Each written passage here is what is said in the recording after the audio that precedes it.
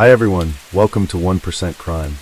I know you can't sleep, so I'll accompany you with crime stories that happened all over the world. Before we get to the story, tell me, where did you hear it from? And if you like this content, don't forget to like, comment, and subscribe. Let's jump straight into the story. The deaths of Diane and Alan Johnson shocked the peaceful community to its core. On September 2nd, 2003, the Blaine County Sheriff's Office received a distressing 911 call from Kim Richards. According to Kim, her neighbor's 16-year-old daughter, Sarah Johnson, had come running to her doors screaming that her parents, 52-year-old Diane and 46-year-old Alan Scott Johnson, had been murdered. Officers and first responders were dispatched to the scene immediately. When law enforcement officials arrived, they entered the house and found a gruesome scene before them. In the bed, they found Diane with a gunshot to her head. She appeared to have been killed while she slept. The walls and the ceiling near the headboard were splattered with blood, and a fragment of skull was on the floor. On the floor next to Diane's side of the bed was the body of her husband, Alan. He was clad only in a towel, and blood was pooling beneath him. At first glance, investigators believed it was an opening shut case. It appeared to have been a case of murder-suicide, but as they looked closer at the crime scene, their opinion quickly changed. Investigators could hear the sound of water running, and followed the blood trail back to the en-suite bathroom. The shower was left on. When officers turned the water faucet off, they saw blood splatter and a distinct bullet hole on the shower wall. Investigators began searching the house for more clues.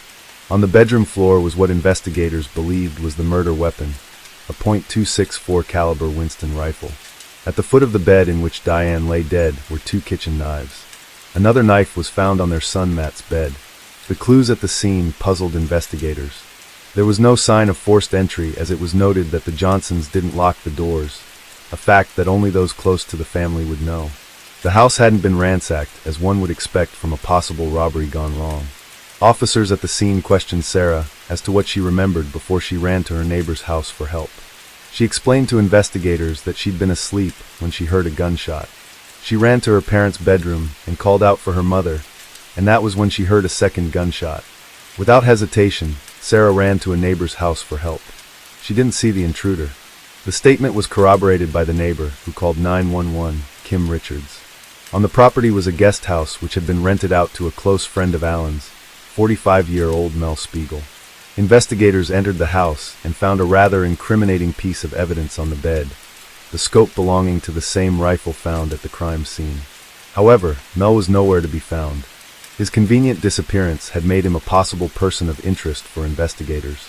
The entire property was sealed off on the orders of lead investigator, Sergeant Walt Femling. He also told officers to stop the waste disposal truck from removing any trash cans from the property. The theory was that Mel may have had an altercation with Alan and Diane and killed them in the heat of the moment. As they worked through this theory, Renchick's team searched through the trash cans and discovered even more evidence. Inside, they found a pink bathrobe that had been bundled up.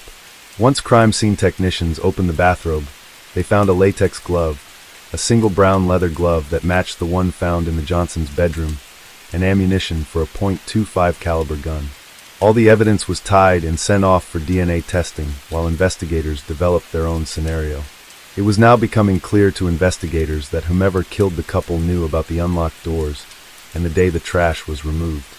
It was possible the killer threw the evidence in the trash before fleeing the scene. It was time to call in Mel Spiegel. Hours after the double homicide, sheriff's deputies received news that Mel Spiegel had been found in Boise, Idaho.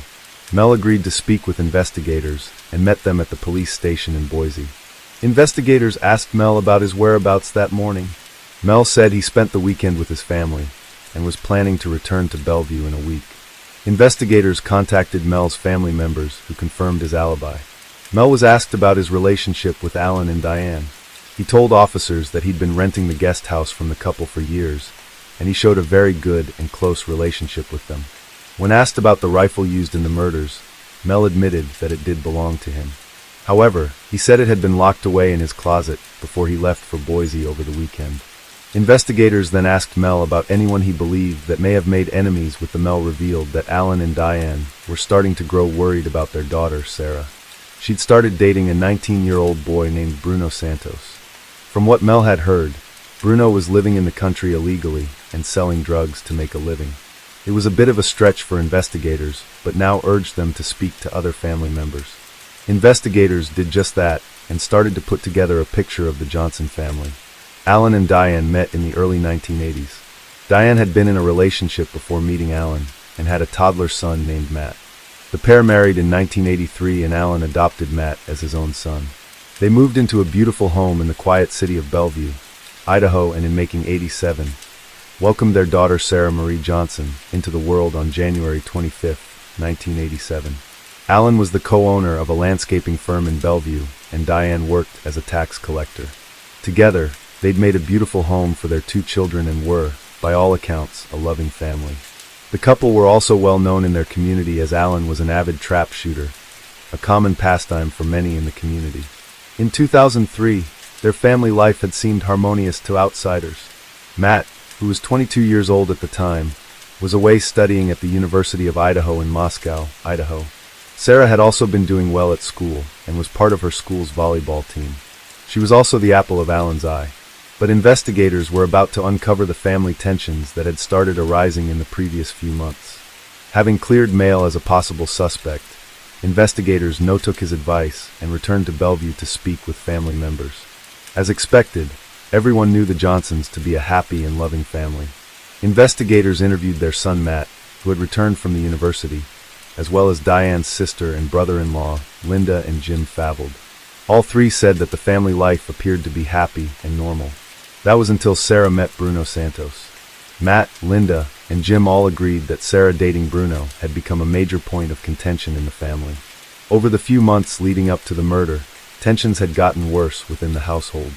But being a teenager, Sarah naturally rebelled against her parents' rules.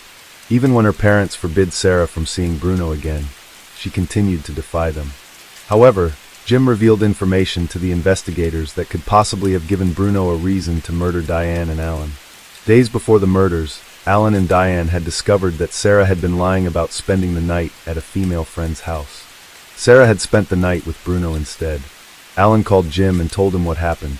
Alan then asked Jim to come with him to confront Bruno. Jim told investigators that Alan was furious and threatened to report Bruno to police for assaulting Sarah as she was underage. The 2 men then left with Sarah. A charge of such a serious nature could spell deportation for Bruno. After listening to what Jim had revealed, investigators believed that this was motive enough for Bruno to eliminate the Johnsons. It was time to speak to Bruno Santos. County police were familiar with Bruno Santos. He was a high school dropout and had been involved in a few minor drug-related crimes. When he was taken in for questioning, he became confrontational with investigators. During his interview, he was arrogant and hard to deal with according to investigators. He then told investigators that he proposed to Sarah and that she'd accept it. Investigators believed that he'd said this to prove that he loved Sarah and wouldn't have done anything to jeopardize their relationship. When investigators asked him about his whereabouts on the morning of the murders, Bruno said that he was asleep on the couch at his home. He told officers to contact his mother, who confirmed that she'd been at home with him. For investigators, this was still not a strong alibi. When investigators asked Bruno about Alan and Diane, his attitude towards the Johnsons was obvious. He wasn't a fan of the couple. Back at the Johnsons' house, forensic teams were collecting evidence from the entire home. They'd used a UV light to comb through every part of the house for possible blood evidence that could indicate an escape route taken by the killer. While searching Sarah's room, they found blood splatter and bone fragments on a wall in Sarah's room. This discovery only added to the mystery of the shooting. The blood and bone were sent to the lab for testing. This discovery had investigators questioning if Sarah was being honest about what she really saw that morning. The search of the room led investigators to even more evidence. A single brown leather glove, the same one that was found bundled up in the trash. A key to the guest house and unspent .264 caliber shells were also found in Sarah's room. On one of the unspent shells was tissue matter possibly transferred from the glove when the killer tried to hide evidence. This too was sent to forensics for testing. Investigators now believe that Bruno may have killed Sarah's parents and went to her to help get rid of the evidence. Investigators served Bruno and his mother with a search warrant to collect evidence from the house. All the clothes he wore that day, including his shoes, were taken for testing. His fingerprints were also taken to test against any found at the crime scene. Bruno was taken to the hospital where a DNA sample was taken for testing. Hair clippings and hand scrapings were also collected for evidence. Bruno was announced as the prime suspect in the murders of Alan and Diane Johnson. However, investigators were about to receive information that was going to take the investigation in a completely unexpected direction. Having thoroughly tested the clothes and shoes taken from Bruno, forensic experts couldn't find any trace of blood belonging to either Diane or Alan. At the actual crime scene, there were no traces of DNA, hairs, or fingerprints found anywhere near the bodies of Alan or Diane, nor was there any physical evidence that placed Bruno in the couple's room. The test done on the gloves and bathrobe also came back with a negative result. Investigators were stumped. They were sure that Bruno had the most reason to kill both Alan and Diane. However, the complete lack of physical evidence that should have placed Bruno at the scene suggested he was telling them the truth. Bruno was eventually eliminated as a suspect in the case. As they looked at the case closely, their minds started to shift to someone else. Investigators began questioning Sarah's family and friends more intentionally about her home and personal life. They'd come to discover that Sarah had been prescribed antidepressants and that her relationship with her parents was rocky at best. Family members said that they brushed off her behaviors being normal for a teenager. Sarah, they believed, was at the age when most children start to become rebellious and push against their parents' authority. But Linda, Sarah's aunt, started to grow suspicious with her niece's behavior. She told investigators that Sarah was not going through the normal grieving process. Linda said that Sarah showed more interest in returning to school and her friends than taking time to deal with the loss of both of her parents. Investigators then turned to some of Sarah's friends and asked them about her behavior since the death of her parents. They all agreed that Sarah was acting indifferent to the murders. They also told investigators that she seemed more interested in getting her nails painted. The one thing that stood out for them, though, was Sarah being more concerned for Bruno since his arrest. It was odd to them that Sarah was concerned rather than angry with her parents' alleged killer. Investigators didn't want to believe where their thoughts were taking them, as it was too horrible to imagine. But they had no choice except to look into Sarah as a possible suspect. The Johnsons' home was still an active crime scene, and now investigators were treating Sarah's room as a second area of interest. Investigators at the scene were now questioning how the blood splatter had reached that far. A gun expert was called to the house to take a closer look at the spatter pattern. After analyzing the direction from Alan and Diane's room to Sarah's, the gun expert concluded that both bedroom doors were open at the time of the shooting. Investigators had also called plumbers to the scene after clogging was reported in one of the bathroom toilets. The source of the clog appeared to be a shower cap. Investigators decided to interview Linda, Matt, and Mel Spiegel regarding some of the evidence they discovered. Matt and Linda both identified the pink bathrobe as belonging to Sarah. Mel confirmed that Sarah had a key to the guest house and often helped him clean up the place. He also told investigators that Sarah was aware of the gun that was kept in the closet. Investigators now needed to be able to link Sarah to all the evidence, but that was going to prove difficult as eyewitnesses on the morning of the murders said that Sarah didn't have any traces of blood on her when she ran to a neighbor's house begging for help. This was also confirmed by forensics experts who used a luminol to test for any blood splatter on Sarah's clothes and found nothing at all. Investigators issued a warrant to confiscate and test the clothes Sarah had been wearing in the morning. Meanwhile, investigators wanted to speak to Sarah again and see if her story had changed since they last spoke to her. Investigators once again called Sarah in for an interview. She'd been staying with her aunt and uncle. Small inconsistencies were noted in Sarah's story. Overall, investigators found that her story had changed at least 5 different times. In some explanations, she said she was asleep and woke up to the sound of a gunshot. In another, she said she'd been awake when she heard the first gunshot. Another time, she told investigators that she was still in her room when she heard the second gunshot, but once again changed her story and said she was outside her parents' bedroom when the second shot was fired. Sarah also had a hard time to remember if her parents' room door was open or closed at the time of the shooting. Investigators remained calm when questioning Sarah to avoid her picking up on their suspicions. They'd already been made aware that both bedroom doors were open, and that was the only explanation for the blood splatter on Sarah's bedroom wall. Sarah was asked to submit a DNA sample, hair samples, and hand scrapings as part of the investigation to clear her name. These were all sent for testing to the lab. The pajama top and bottom that Sarah was using on the morning of the murders were sent to the lab to be tested by forensic specialist Rod Englert. Under a high-powered microscope, Englert found no traces of blood on the front of the robe. However, on the back of the garment, he found patterns of high-velocity blood splatter. He also found blue cotton fibers and green specks of paint on the inside of the robe that matched the shirt worn by Sarah that morning. But the smoking gun moment was yet to come. Lab results had also confirmed that Sarah's DNA was found on the inner lining of the latex glove and gun residue on both pairs of the brown leather glove.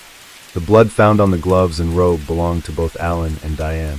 This was more than enough for investigators to arrest and charge Sarah with the double homicide of Alan and Diane Johnson.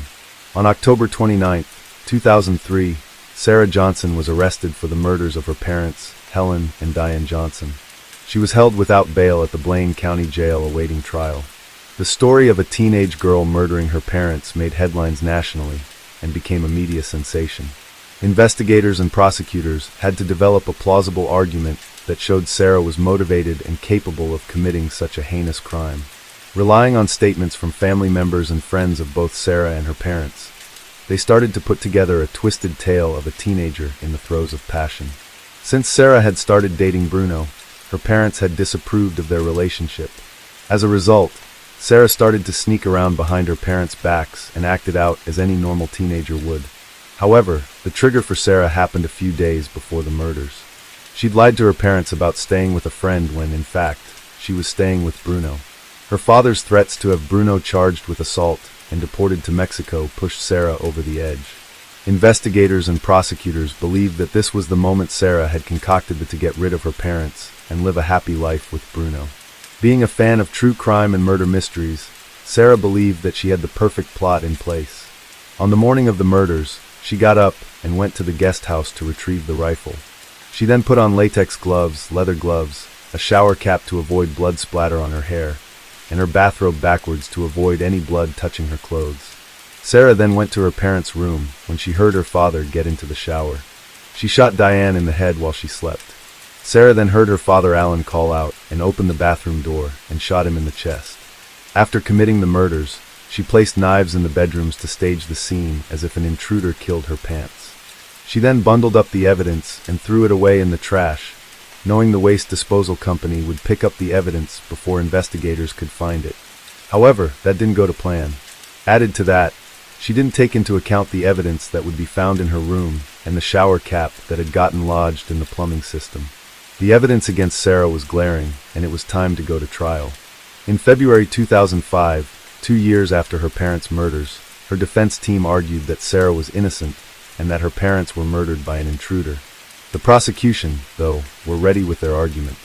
They presented the court with the physical evidence found at the crime scene and testimonies from family and friends that showed Sarah's behavior was strange since her parents were both killed.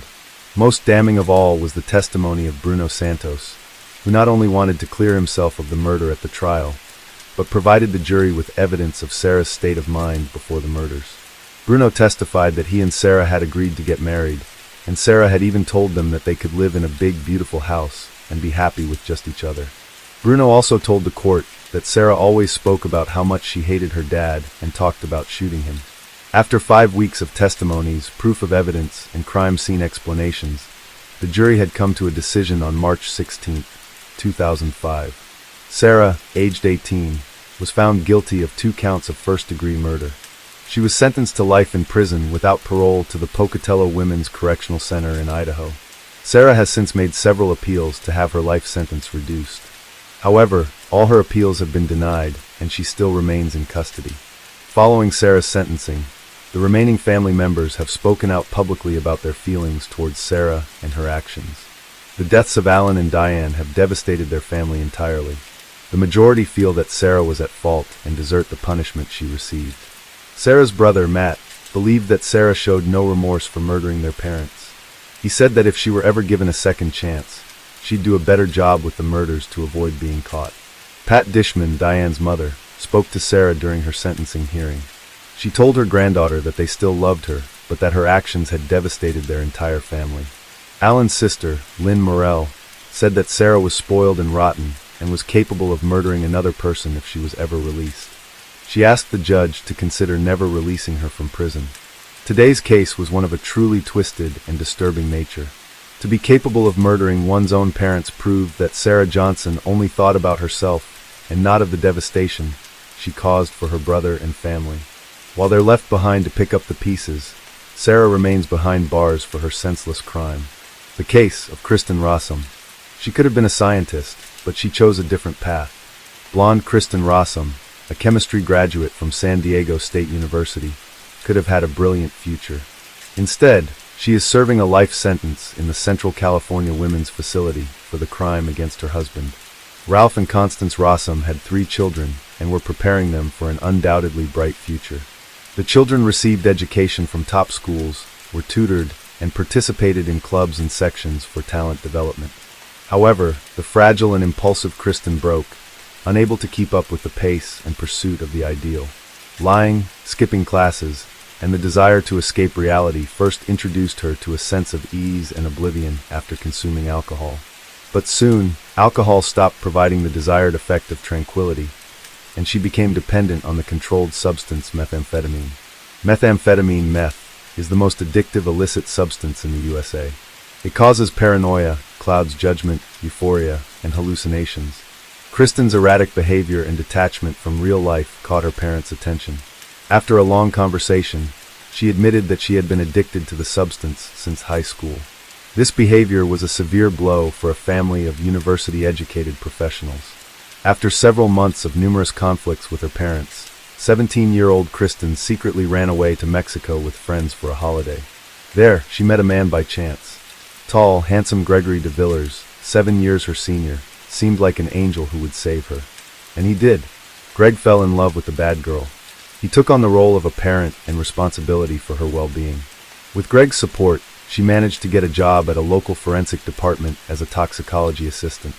Her skills impressed the employer. Her addiction was forgotten, which worked in her favor, as her job in toxicology provided access to seized controlled substances. As a forensic assistant, Kristen graduated from university with honors. Her teachers and employer praised her, handing her the Best Student Award, unaware of the reasons for her love of the chosen profession. Her relationship with Greg lasted about 5 years and ended with a grand wedding on June 5, 1999. Kristen's parents adored Greg and were at ease for their daughter, as she had climbed out of the pit of dependency and confidently stood on the road to a promising and happy life. In March 2000, Kristen was hired by the San Diego County Medical Examiner's Office as a toxicologist. A toxicologist analyzes body fluids to detect controlled substances. Gregory was working in the biotechnology industry at the time. Kristen quickly grew bored with her monotonous life and began seeking excitement elsewhere. She found an opportunity with a new colleague, Michael Robertson, who had been appointed as the department head. He was married, but that didn't stop a sudden infatuation between them. They couldn't keep their relationship secret for long. Greg found numerous letters exchanged between the secret lovers. The marital relationship deteriorated, but Gregory still hoped to save the marriage, knowing his wife's weaknesses and trying as hard as ever to save her. This time, Kristen didn't want to be saved. She demanded a divorce. On the morning of Monday, November 6, 2000, Kristen was getting ready for work as usual. Greg was ill and stayed home. Kristen was very worried about her husband. In the days following their separation talk, he had been lethargic and unusually calm. She informed his workplace of her husband's illness. She also visited him during her lunch break. Greg was asleep. At 9:22 p.m. that same day, Kristen called emergency services to report that her husband Greg was not breathing. He had most likely committed suicide because he was home alone. The woman cried into the phone and did not listen to the dispatcher's instructions to examine the body and possibly administer first aid. Police officers and paramedics arriving on the scene at 10:19 p.m. pronounced Gregory DeVilliers dead. He was lying on the bedroom floor with his torso exposed, surrounded by scattered rose petals. The room examination suggested that Greg most likely consumed a lethal dose of several controlled substances. Empty vials of powerful painkillers were scattered around, and torn wedding photos were found on his bed. During the interrogation, Kristen stated that she had informed her husband of their separation the previous evening. Just 17 months after the wedding, she regretted getting married. She felt she had rushed into it. Greg was too clingy, and she wanted to distance herself. Greg's death was ruled a suicide. The cause of death was strong, sedative drugs. Kristen signed the cremation papers. However, Gregory's family and friends refused to believe in such a sudden suicide. None of them noticed any changes in his character or mood. He had not shared his marital problems with anyone. Greg was so opposed to controlled substances that he would never have taken them. Soon, the relatives managed to stop the cremation and insisted on an independent autopsy. The family's persistence allowed for the consideration of a homicide scenario. Soon, toxicological tests revealed that Gregory's body contained an extremely high amount of feminine, a pain reliever 150 times stronger than morphine, along with lesser amounts of clonazepam and trace amounts of oxycodone, known as hillbilly heroin. Investigators speculated that, under the strong influence of clonazepam and other detected drugs, someone else administered the dose of fentanyl to Gregory. Kristen became the prime suspect, as fentanyl is not an over-the-counter medication, and she had ample knowledge and access to such drugs. Upon arrival for interrogation at the police station, Kristen's emaciated, unattractive appearance and her doping behavior indicated her drug dependency. This was confirmed by her own statements on the day of Gregory's death. Kristen was inconsistent in her accounts. Initially, Kristen told paramedics that Gregory had not taken any medication, but later she changed her statement, suggesting he might have taken oxycodone. At the hospital, Kristen told a nurse that Gregory might have overdosed on oxycodone. Oxycodone is similar in effect to codeine-based drugs. It can not only relieve pain, but also induce a sense of euphoria. It depresses the respiratory center, and without timely assistance, its use can be fatal. The police considered the possibility that Gregory died from an accidental overdose of cold medicine and oxycodone. In conversations with Kristen, they also learned that Gregory was very upset about their failing marriage, leading Kristen to tell the police that he ended his own life. This was another investigative avenue they explored. On November 8th, a colleague of Kristen's, Russ Lowe, called the police. He informed them about Kristen's affair with her boss. This information shifted the course of the police investigation. Evidence of Kristen's connection with her boss, Dr. Robertson, was found. The evidence included passionate emails they exchanged, as well as computer files and professional articles revealing Dr. Robertson's specialized knowledge of fentanyl. The criminal puzzle was coming together perfectly. It was suspected that Gregory became a threat to the lovers, as he knew that Kristen, with her access to the lab and controlled substances, was secretly using them, and Michael was covering for her. It was a premeditated crime. The challenge for the investigators was to prove it. During interrogation, Michael Robertson told detectives that he was aware of his lover's drug dependency. At that time, no charges were brought against the couple. They were both dismissed from their jobs for violating several rules during the investigation. Serious trouble for Kristen began in January, when police raided her home, finding traces of drugs and paraphernalia. She was arrested for the first time, but was later released on bail. The investigation progressed as new information emerged. This included Kristen's diary. During its initial examination, investigators hypothesized that it was written by Kristen not for herself, but for an external reader, as a means of covering up and affirming her innocence while crafting the appearance of Gregory's perfect self-inflicted demise. On the day of her husband's death, she bought a rose in revealing lingerie actions inconsistent with her distressed demeanor. Medical examination indicated that Gregory was unconscious for at least 6 hours before his passing, and his death could have occurred an hour or an hour and a half before it was confirmed. Additionally, a bruise around a needle injection site on the young man's arm was found, its purpose and executor unexplained. At Kristen's workplace, a shortage of the drug that led to Gregory's demise, as well as other controlled substances, was discovered. Police believed Kristen poisoned Gregory, administering fentanyl without his knowledge.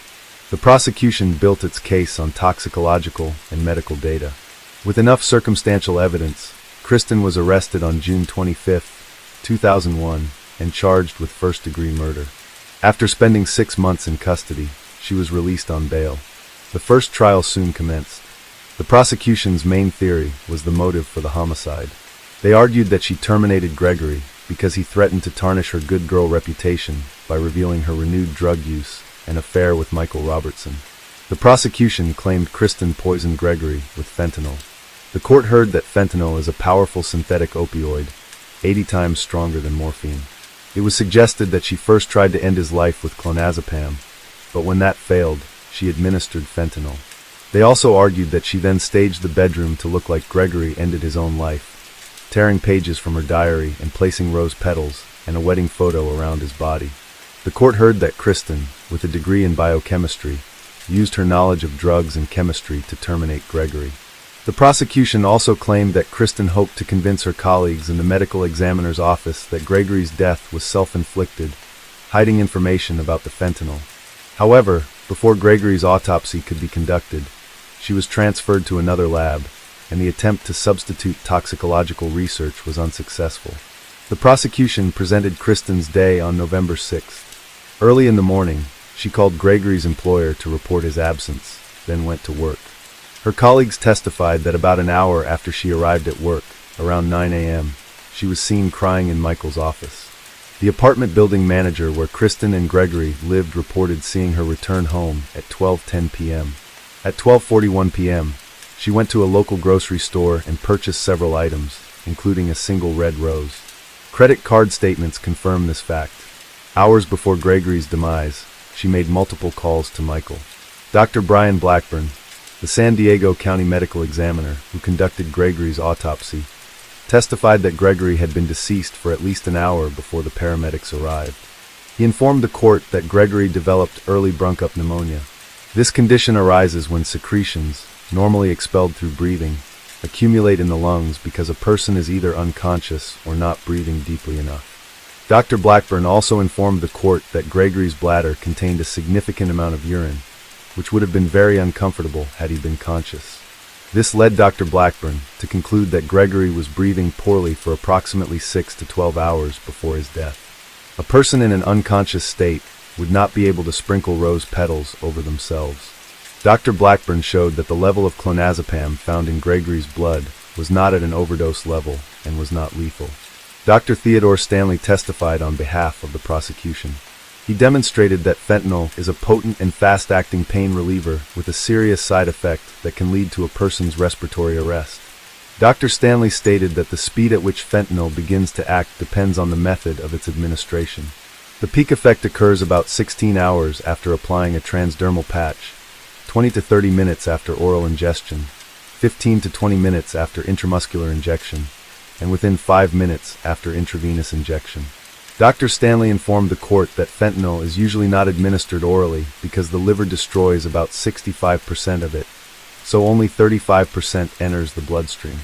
When asked to explain how fentanyl entered Gregory's system, neither Dr. Blackburn nor Dr. Stanley could provide a definitive opinion. Dr. Stanley showed that various concentration levels in Gregory's body, along with data indicating that Gregory was unconscious and breathing shallowly for several hours before his death, suggest that fentanyl was likely administered to Gregory multiple times. The prosecution could not confidently tell the jury how Kristen poisoned Gregory, but there were indications that she might have applied fentanyl patches to his arm while he was asleep. The disappearance of 15 patches from the laboratory where Kristen formerly worked supported this theory as a possibility. The defense asserted Kristen's innocence, acknowledging that fentanyl was the cause of Gregory's death, but claimed he self-administered it, intentionally causing his own demise due to despair over family issues. Kristen testified in court, describing waking up on the morning of November 6th to find Gregory distraught. She called his employer at 7:42 a.m. to report his illness, and that he wouldn't be coming to work.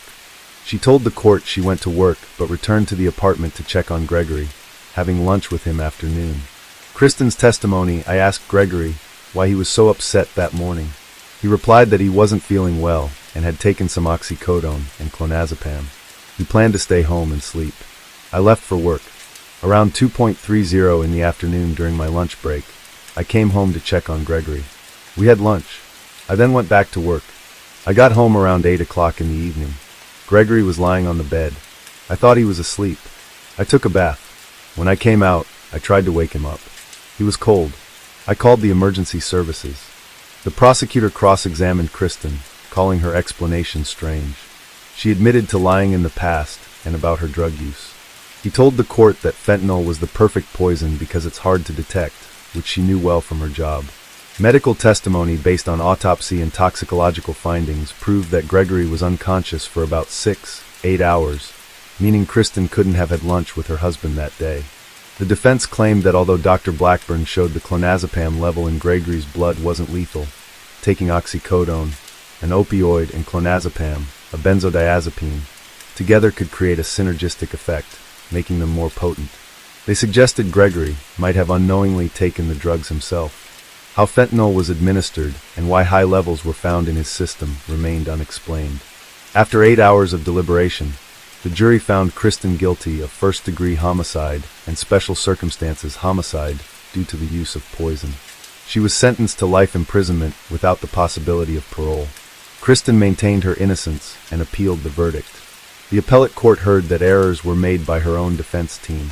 Her lawyers admitted fentanyl caused the death, but failed to test autopsy samples for fentanyl metabolites. This test could have determined whether Gregory swallowed fentanyl, or if the fentanyl found in the samples was a result of laboratory contamination after his death. If fentanyl had been detected only in the samples and never in Gregory's body, the prosecution's theory that fentanyl caused his death would have been incorrect. The appellate court heard that there was a break in the chain of custody regarding the samples. They were placed in a cardboard box, with each container marked as a sample from Gregory's body, but the containers weren't sealed. They were supposed to be delivered to the sheriff's office for immediate transfer to an external lab, but the person supposed to receive the samples was absent, so the box remained at the examiner's office for about 36 hours before being delivered to the sheriff's forensic lab. The appellate court's argument was that anyone with a key to the medical examiner's office building had access to the samples. Fentanyl could have been added to the samples posthumously. Kristen believed there was a motive to tamper with the samples and frame her for the crime due to various personal relationships and tensions among the staff. Indeed, Kristen argued in the appellate court that on November 8, 2000, Michael informed one of the toxicologists that he had examined a sample of Gregory's stomach contents. The three-judge panel of the Ninth U.S. Circuit Court of Appeals concluded that Kristen's lawyers erred in not contesting the prosecution's claim that her husband died from a fentanyl overdose. They stated that her legal team should have tested the autopsy samples for fentanyl metabolites rather than just admitting he died in such a manner. However, they did not overturn the verdict, but sent the case back to federal court to determine if this defense error could have altered the trial's outcome.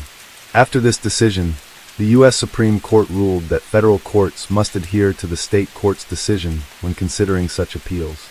Based on this ruling, the appellate court voted against holding a hearing on Kristen's case. Her appeal was denied and she remains in custody. Michael Robertson was implicated as an accomplice in Kristen's trial.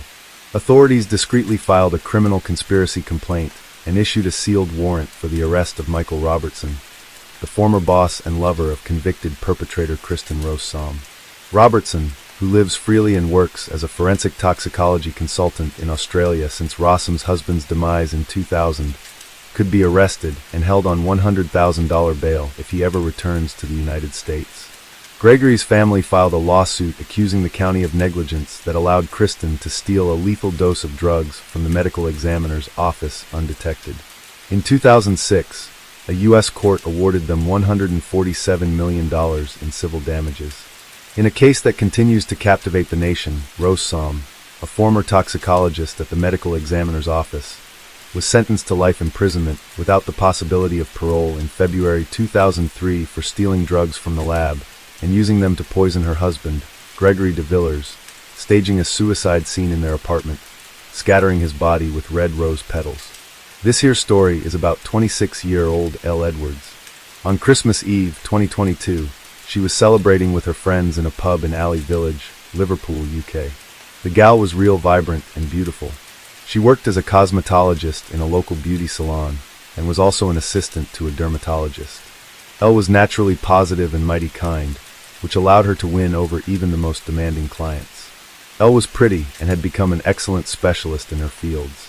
The gal was cheerful and always smiling, but at the same time, she remained determined, constantly moving towards her goals and dreams. On December 24th, G22, her sister Lucy flew in from Dubai to spend the holidays with the family, and Elle eagerly awaited her return. They decided to celebrate this long-awaited event in style, so the girls and their friends headed to the local pub. Here they had a great time, laughing a lot, dancing, and singing karaoke. In the merry atmosphere, no one noticed that a person to whom kindness was alien was nearby. Around 11:50 p.m., an emergency call came in. As they were exiling the pub, no less than 12 shots were fired and 2 of them hit Elle. She suffered a gunshot wound to the head that proved to be mighty serious. The dispatcher directed emergency services to the scene. They urgently arrived at the pub, loaded the gal into an ambulance, and took her to the local hospital. However, she died on the way as her injuries were incompatible with life. When the police informed the victim's family about the tragedy, they were in a state of shock. No one believed it, and no one understood how this could have happened to Elle. No one suspected that this beautiful and cheerful gal could have had deadly enemies. In the early stages of the investigation, the detectives had no leads. The asylum had attacked unexpectedly and disappeared just as mysteriously, leaving only a shell cast in and the bleeding victim at the crime scene. The attack was sudden but well planned and gave Elle no chance of survival. But was the gal the true target of the attack, or did she become a random victim of a madman? An unknown car stopped near the pub entrance, and minutes later the shooting started. In addition to the deceased, 4 other men received gunshot wounds of varying severity, all of them young people aged 22 to 33, who were spending the evening in the establishment and lived in the nearby towns. Initially, the police were inclined to believe that the murdered woman was a random victim. It was known that criminal gangs were operating in the area periodically. The shooting was likely to routine showdown between their members. However, all of this was just conjecture, which would have to be proven or disproved in the course of the investigation. So the detectives delved deeper into the victim's personality. Like the witnesses to the crime, the victim's relatives were at a loss as to who could have wanted Elle's death, as the girl seemed to have no ill wishes or enemies capable of such horrors. The detectives decided to interview other witnesses and the victims of the unknown criminal's gunfire. In addition, law enforcement officers requested the pub owner's video surveillance recordings. It would be necessary to talk to dozens of people and analyze several hours of video recordings. Several police officers were working on the extensive investigation. It was necessary to answer several difficult questions. There were too many victims of the attack, but was this spontaneous aggression, or did the perpetrator pursue a specific target? All witnesses to the incident were interrogated. However, checking mobile communications data took more time. The media were notified to assist in the investigation. Law enforcement officers urged anyone with valuable information to come to the police station. First and foremost, this concerned possible video recordings made by random eyewitnesses, on any of which the car in which the aggressor arrived might appear. After the crime, the police held a meeting with local residents. The purpose of this communication was to persuade people possessing valuable information to share it with law enforcement officers. It was assumed that someone might have seen the moment of the attack or know the criminal. People were urged not to be afraid of the criminals and the local feuding clans. Community leaders supported local residents during this difficult time. In addition to the conversations, activists went door to door and communicated with the neighbors. Special trained officers worked with the family of the deceased, their goal being to provide them with support in connection with the heavy loss. In the course of this work, it was established that the perpetrator had left the pub parking lot in a dark-colored car. Eyewitness accounts regarding it may differed. It was dark and it was difficult to make out anything, but the most likely was a class. Later, this was confirmed after checking the outdoor surveillance cameras. The killer did not immediately open fire, but drive up to the parking lot and observe the pub visitors for some time. He sat in the car so that he could freely see the entrance and most of what was happening inside. Apparently, he was choosing the most convenient moment for the attack. After a few minutes of surveillance, when Elle came out, the criminal quickly got out of the car, fired 12 shots, then instantly got back behind the wheel and disappeared. Investigators, after studying the recordings, made an important conclusion. The attacker was alive. No one helped him. It was not possible to trace the exact location where the perpetrator fled. Therefore, the detectives went door to door to all local residents, describing the car and recounting the circumstances of the incident, trying to establish the identity of the killer. Patrolling the streets was carried out around the clock, and this yielded results. Just 2 days after the shooting, detectives detained 2 suspects, but no names were mentioned until all the circumstances were clarified. However, it was not possible to prove their involvement in the crime, in particular because the murder weapon was not found. After that, the detectives made a statement to the public, saying that they would not rest until the unknown shooter was punished.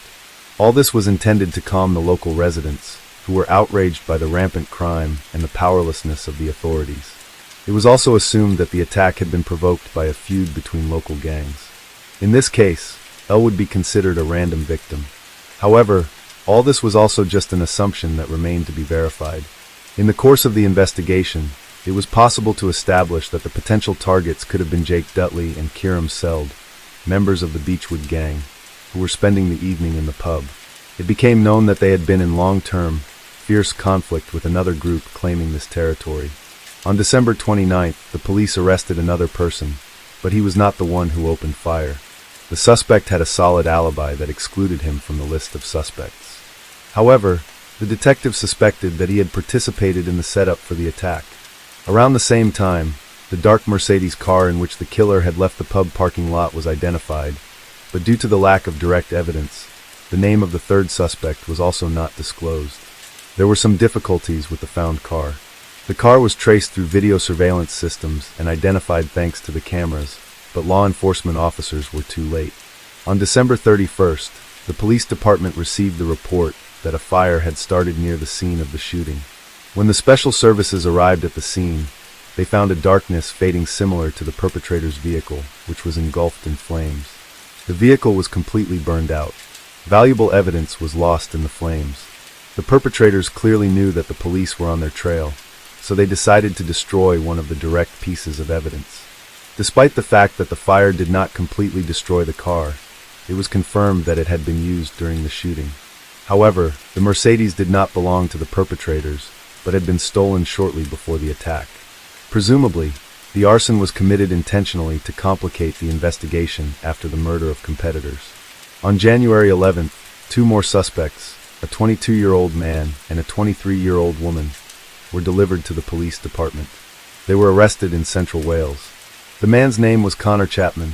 He was well known to the police. He had an extensive criminal record that he had accumulated over the past 5 years before the of Elbed-Wardsa. Connor had started with daring law breakings and gradually sank deeper into the abyss of crime. One of his first serious crimes was a car theft under aggravating circumstances. He had repeatedly become a suspect in robberies, hooliganism, and threatening behavior. Once the young man was involved in a chase with the police, after which he abandoned the car and hid in the bushes nearby. When they detained him, the criminal said that he did not understand what we're talking about and that he was here just waiting for a friend. In this case, he became the real star. The detainee's data ended up in newspaper headlines. Connor Chapman was from Birkenhead, Liverpool. His parents had left him at an early age, so his grandparents had formalized guardianship. It was in a house that the hero of the story moved. The teenager dropped out of high school shortly before the exams. In general, he studied poorly, and no special hopes were pinned on him. He was always considered a problem child. The young hooligan first became a defendant in a court case in 2014, when he was 14 years old. Connor was accused of shoplifting. As early as 2016, he committed another crime. His involvement in the theft of a car was proven when the young man was detained in a stolen vehicle. He did not have a driver's license or insurance, which was a violation of the terms of his suspended sentence. In 2017, car theft was added to the storage of prohibited substances. During this period, he was also under police supervision, so he had again violated the restramping order. As a result, he was banned from accessing several parts of the city. Connor was not allowed to appear in public places, as he clearly posed a threat to society. However, as early as 2019, he violated the ban again. The patrol detained him in a public place. The young man had a knife and prohibited substances with him. In the same year, the general public first heard about Connor Chapman. He appeared on the pages of the local newspaper after an unsuccessful attempt to escape from the police in a stolen car. The city patrol noticed a stolen Audi on the streets and ordered the driver to stop and get out of the car with his hands up. However, the 18-year-old Chapman did not obey, provoking a chase. During the short flight, Connor committed a large number of traffic violations. In particular, he accelerated to more than 80 kilometers per hour in areas with a 30-kilometer limit. Tanner repeatedly drove into oncoming traffic and in the end crashed into the curb. At speed, the car was thrown aside and turned around. The driver could not continue the orgy, so he got out of the car and ran away. However, even here he was unlucky, as the patrol caught up with him in the bushes just a few hundred meters away. In his defense, the young man said that he was waiting here for a friend, but the deception was obvious. The lawyer of Connor explained in court that his client had fallen under the influence of a bad company of alder phrase. The court left him unpunished, and the need to release the budding criminal. He was found to have attention deficit disorder and a number of other disorders identified by private specialists during the trial. Despite this, due to numerous violations and potentially dangerous behavior on the road, he was sentenced to a term of up to 8 months in prison for 2 months. The young man also received a ban on driving a car, which was in effect after his release. Thus, the budding criminal had achieved 14 convictions for 30 criminal episodes by the time he reached adulthood. It was obvious that he had no intention of changing and categorically refused to fit into society. Everyone understood that he was potentially dangerous, but legal grounds for isolating him from society had not been found. This was due to the fact that so far no person had been seriously injured by his inadequate behavior. The public was outraged by the powerlessness of the authorities. Everything was shaping up so that the criminal elements could do nothing until they kill or maim innocent people. And that's how it turned out. In January 2020, the court again sentenced Connor Chapman, this time to 10 months in prison.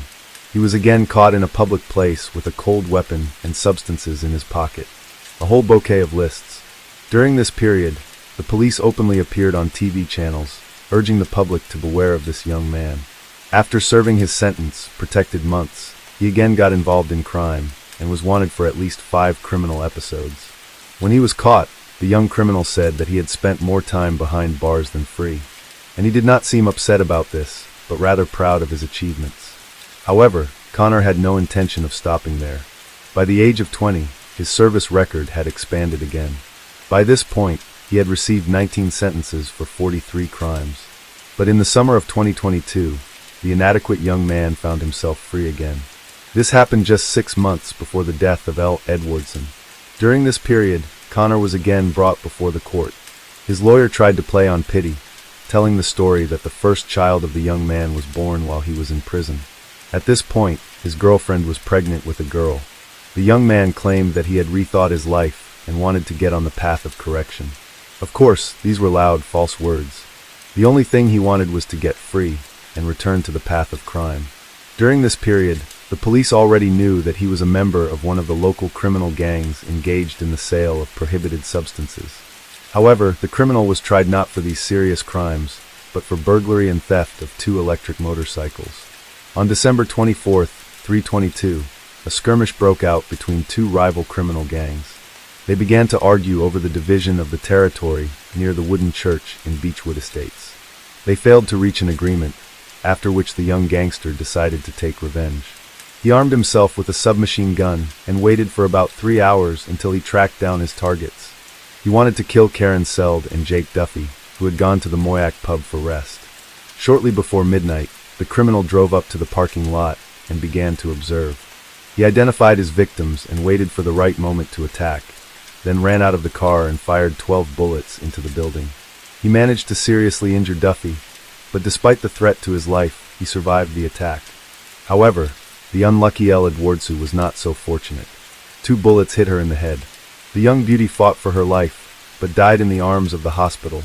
The girl accidentally met the killer's targets that evening, and did not even suspect that the festive revelry could end so tragically. The pub was crowded, then 1 person was killed and 4 were wounded. One 22-year-old man was shot in the leg, a 24-year-old young man was wounded in the arm, and a 33-year-old man in the wrist. None of these injuries were life-threatening. Elle's friends tried to provide her with assistance and perform artificial respiration right on the spot. However, this was not enough to save her life. Elle's sister Lucy was much liked here. She lived in Dubai and flew home to celebrate Christmas with her family. Just minutes before the attack, she had left the establishment, so she was not affected at all. Later, Lucy recalled how she had wanted to take her sister with her, but the girl wanted to stay with her friends. On January 25, 2023, the funeral of the young girl took place. Hundreds of concerned people came to say goodbye to the random victim of gang showdowns. The body was brought to the local church in a hearse drawn by 4 white horses. Even the pub that had become the site of the girl's last celebration was closed that day as a mark of respect for her memory. The owner of the establishment published a message of support for Elle's family on his official social media page. Connor Chapman was charged with a whole list of charges, the main one of which was murder. It became known that the Perth had an accomplice, namely the 20-year-old Thomas. After the arrest and during the searches, a video recording was found on this young man, which had been made shortly before the attack. In it, Connor is handing over a weapon and saying that he is going to settle accounts with someone. After the attack, they together hid the stolen Mercedes in order to get rid of it later. The murder weapon was never found. However, the killer's DNA traces were found on one of the shell casings fired. It was obvious that it was Connor who loaded the weapon before the attack. In addition, red gloves were found during searches in his house, which were clearly visible in the CCTV footage from morning. After the crime, when the perpetrators had abandoned the car, they ordered a taxi under a false name. They used the driver's services to cover their tracks and confuse the investigation. Around 5 a.m., they returned to the place where the hidden car was located. Here, the criminals tried to cover their tracks. However, something went wrong. Ultimately, they decided to get rid of the car by setting it on fire. Thomas Nord was found guilty on all charges brought against him. In July 2023, the court sentenced him to 9 years in prison. This modest sentence was due to the fact that he had not yet managed to accumulate such a wide criminal history as his accomplice. Jake and Karen were wounded in the moment of the attack, but both managed to survive the assault.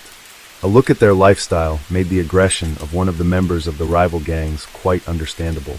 Both were members of the local Beechwood gang, which was openly in conflict with another group claiming this territory.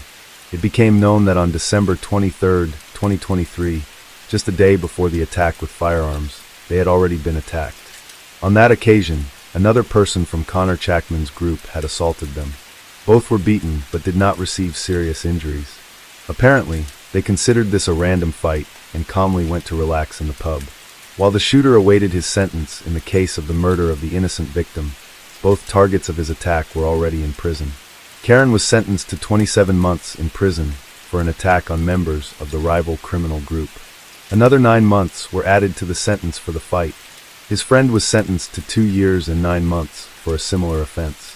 Obviously, they were trying to avenge the attempted murder. Prohibitive court orders were also issued against both of them, with a whole list of restrictions. Of course, this method did not allow protecting citizens from this gang of criminals. However, in case of further violations, more severe punishment could be applied to them due to ignoring the prescriptions. The public was outraged that potentially dangerous members of criminal gangs were getting away with minimum sentences after each crime. The bans were clearly ineffective and did not contribute absolutely anything to public safety. This became especially obvious when it was found that Chapman already had a ban on visiting that region where the pub was located. But this did not prevent him from stealing a car and coming to the public place, despite the fact that he also had a driving ban. The events that had occurred once again raised the question of toughening punishments and revising the existing norms of the legal system. However, so far this flawed system has not suffered any serious changes. At the trial on the case of L's murder, Connor tried to refute that it was he who appeared on the CCTV footage. According to him, during this period he was at home, packing Christmas gifts. However, a sufficient amount of evidence was collected to expose the lie. The hearings on the case lasted 3.5 weeks, during which all the circumstances preceding the attack were revealed. It became known that the reason for the attack was only the competition between the two criminal gangs dividing the territory nearby. The defendant did not even know the victim. He simply did not care about her fate, as well as the fate of all the other innocent people in the bar.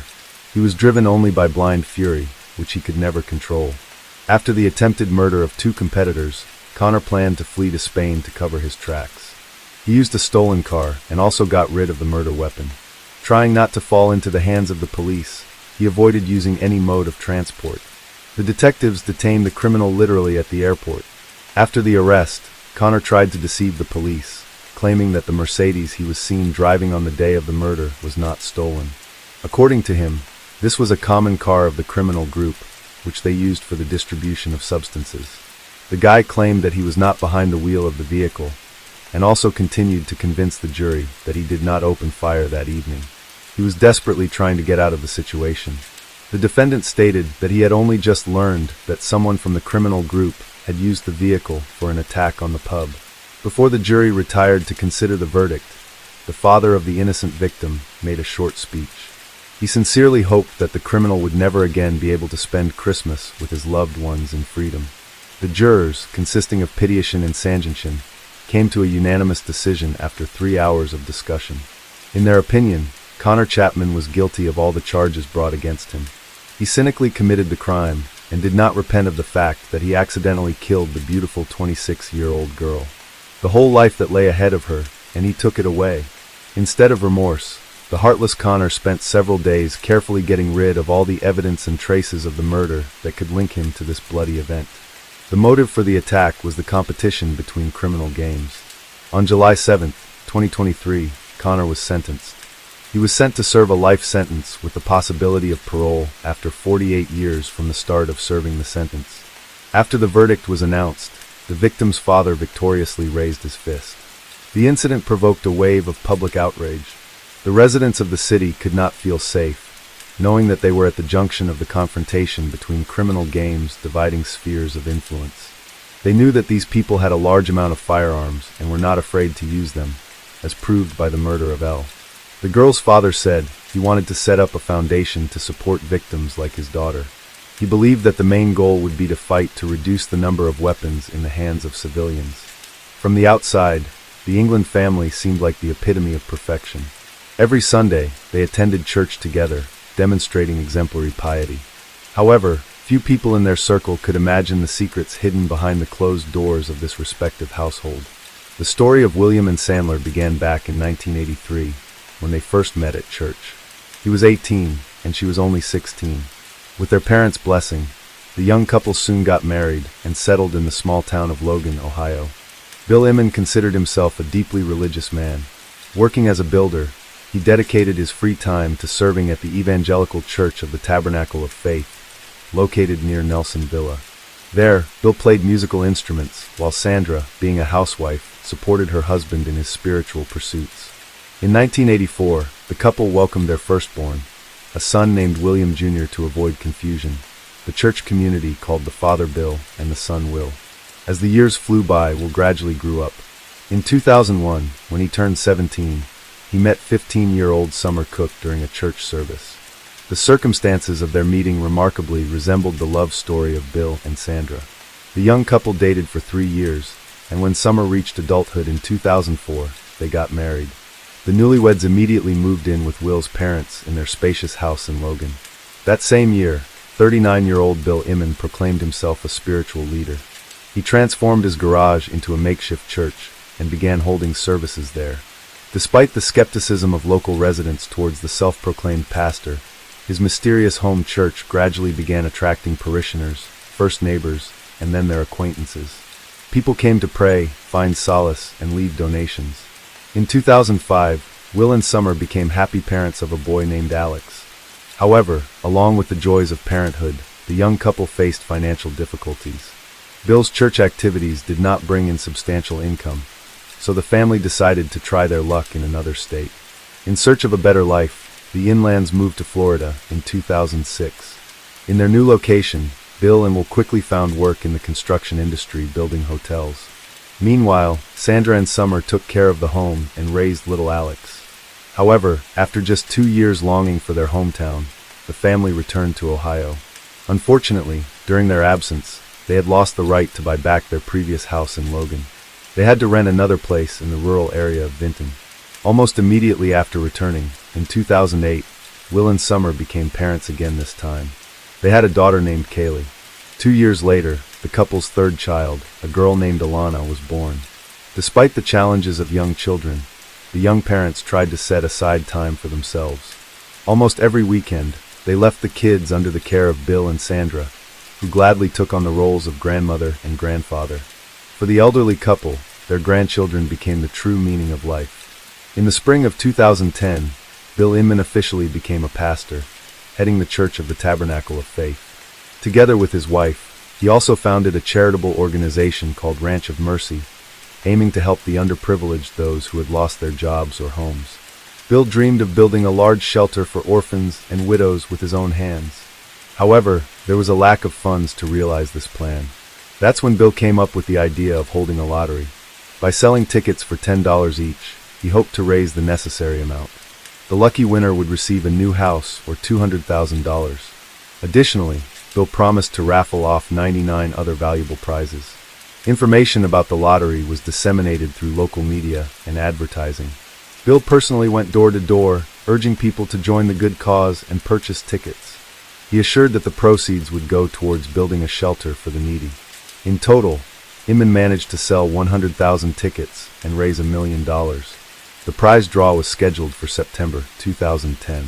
While Bill was engaged in charity work, problems were brewing in the Inman's personal life. In June 2010, Summer confessed to her husband that she wanted a divorce after 6 years of marriage. Shortly before this, she made a bitter entry in her diary. "Because right now, I'm just a slave who follows orders. I love my children endlessly and wouldn't trade them for anything. But I don't want them to see their mother simply obeying someone else's will." I don't know how Will is going to react to this. Maybe he'll get furious, try to take the kids and run away, or start threatening hurting me. I think we should have equal time with the children. I know his parents will be against it and will try to convince me to stay, but I understand that it won't change anything. Yesterday, Will asked me what I want, and I couldn't answer, because I only know what I don't want to be unhappy to feel trapped. But I remain silent. Every day, all I can do is cry and sleep, nothing more. I just don't know how to get out of this situation and make everything all right. I hope that the next time I write here, I'll have found the answer. Summer filed for divorce and moved out of the Inman's house with the children and essential belongings to her parents' home. She didn't want to deprive Alex, Kaylee, and Alana of communication with their father, so she allowed them to see Will and his parents. 2 months after leaving her husband, Summer started a romance with Adam Peters. At the same time, she got a job as a cleaner at a bank located in the center of Logan. The woman had no education, so she couldn't find other work. Meanwhile, September and October passed, but the house lottery promised by Bill from Ranch of Mercy never took place. Moreover, it turned out that the construction of the prize house hadn't even begun. The organization was in no hurry to return people's money for the tickets. In early December 2010, the Inmans were informed about the need to vacate their rented housing due to debt. Upon learning this, Summer came with Adam to pick up the belongings that were left there. However, Will and his parents didn't let their former daughter-in-law in. Summer called the police and complained that her husband, whom she was divorcing, was threatening her and wouldn't give back her personal belongings. When law enforcement arrived, Will continued to refuse to let anyone into the house, threatened to shoot Adam, and even got into a fight with a police officer. In her statement, Summer said that before the wedding, she and Will had an ideal relationship. But after getting married, he changed abruptly, started controlling her every step, being jealous, and making groundless accusations. He dictated to his wife what to do and when, interfering in the most intimate areas of life, eating habits, household chores, even sexual relations. Summer couldn't even get enough sleep without her husband's permission. He effectively kept her under house arrest, forbidding her to leave the home. He hid her mobile phone and keys. The woman admitted that Will dreamed of having 12 children with her and even planned to take a second wife. He could often be seen on websites for polygamous families where he posted his explicit photos. Will threatened to kill Summer if she dared to leave him. Once he even took her beloved cats, drove them somewhere, and then lied that they had escaped through an open window. He laughed, saying she would never see them again. After his wife's accusations, Will tried to justify himself. He claimed he took away her phone and keys because he suspected her of cheating. As for the cats, he simply took them to a shelter because they were scratching the furniture and attacking family members. Will was prohibited from approaching Summer and was sentenced to a fine and probation. At the same time, a custody battle erupted between the two families. The Inmans filed a police report, accusing Adam Peters of being dangerous to Alex, Kaylee, and Alana. A terrifying event occurred late in the evening of March 22, 2011. 25-year-old Summer was finishing her shift at the bank. As usual, she cleaned up the workspaces and went outside around 11 p.m. to take out the trash. Before that, Summer had sent a message to Adam, whom she was supposed to meet after work, but he never saw his beloved again. Worried, Adam went to the bank after midnight. He didn't find Summer, but near saw her belongings, her phone, keys, a running player with headphones. A little further, in the bushes, lay her jacket. Adam called the police and informed Summer's parents about her disappearance. At first, the family thought the woman might have been delayed at work or lost her personal items. But the bank's security service assured them they hadn't seen her after the end of her shift. When law enforcement arrived at the scene, several witnesses were already waiting. Two women who were out for a jog at the time said they had witnessed Summer being abducted by unknown individuals an hour earlier. According to them, when the woman approached the dumpster, a white Ford Crown Victoria driven by a blonde pulled up. Two men in black balaclavas jumped out of the car, grabbed Summer, and forcibly pushed her into the back seat. The victim resisted, screamed, and begged for help. One of the witnesses tried to intervene, but the female driver sprayed pepper spray in his face. After that, the kidnappers fled with Summer. The women immediately ran to the nearest police station and reported what they had seen. However, for some reason, law enforcement treated their statement with skepticism, even suspicion. They decided that the witnesses had made up this story for fun. A whole hour passed after Summer's parents contacted the police before they finally arrived at the crime scene. Unfortunately, it was too late. The missing woman could not be found while the trail was still hot. News of the abduction of 25-year-old Summer Inman instantly spread through the local media. Hundreds of concerned residents of Logan rallied to help with the search. But days passed, and hope of finding the woman alive faded. The parents of the missing tried not to think about the worst. A few weeks before the tragedy, Summer had posted a photo on Facebook with Adam and the children. In it, they looked like a happy family. Seeing this photo on Adam's page, Will Inman became genuinely enraged. There had long been a quiet confrontation between these two men. It turned out that Summer had met Adam even before deciding to divorce her husband.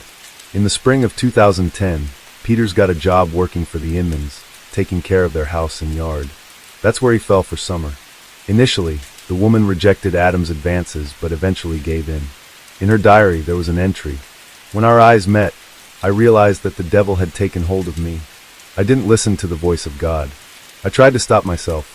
My mind screamed, "Run. Get out of here now." But I stayed and allowed Adam to embrace me and then delve deeper. I regret it. I am guilty. Meeting Adam was the beginning of the end for Summer and Will's marriage. The woman realized that she wanted to be happy, to love and be loved. So she filed for divorce.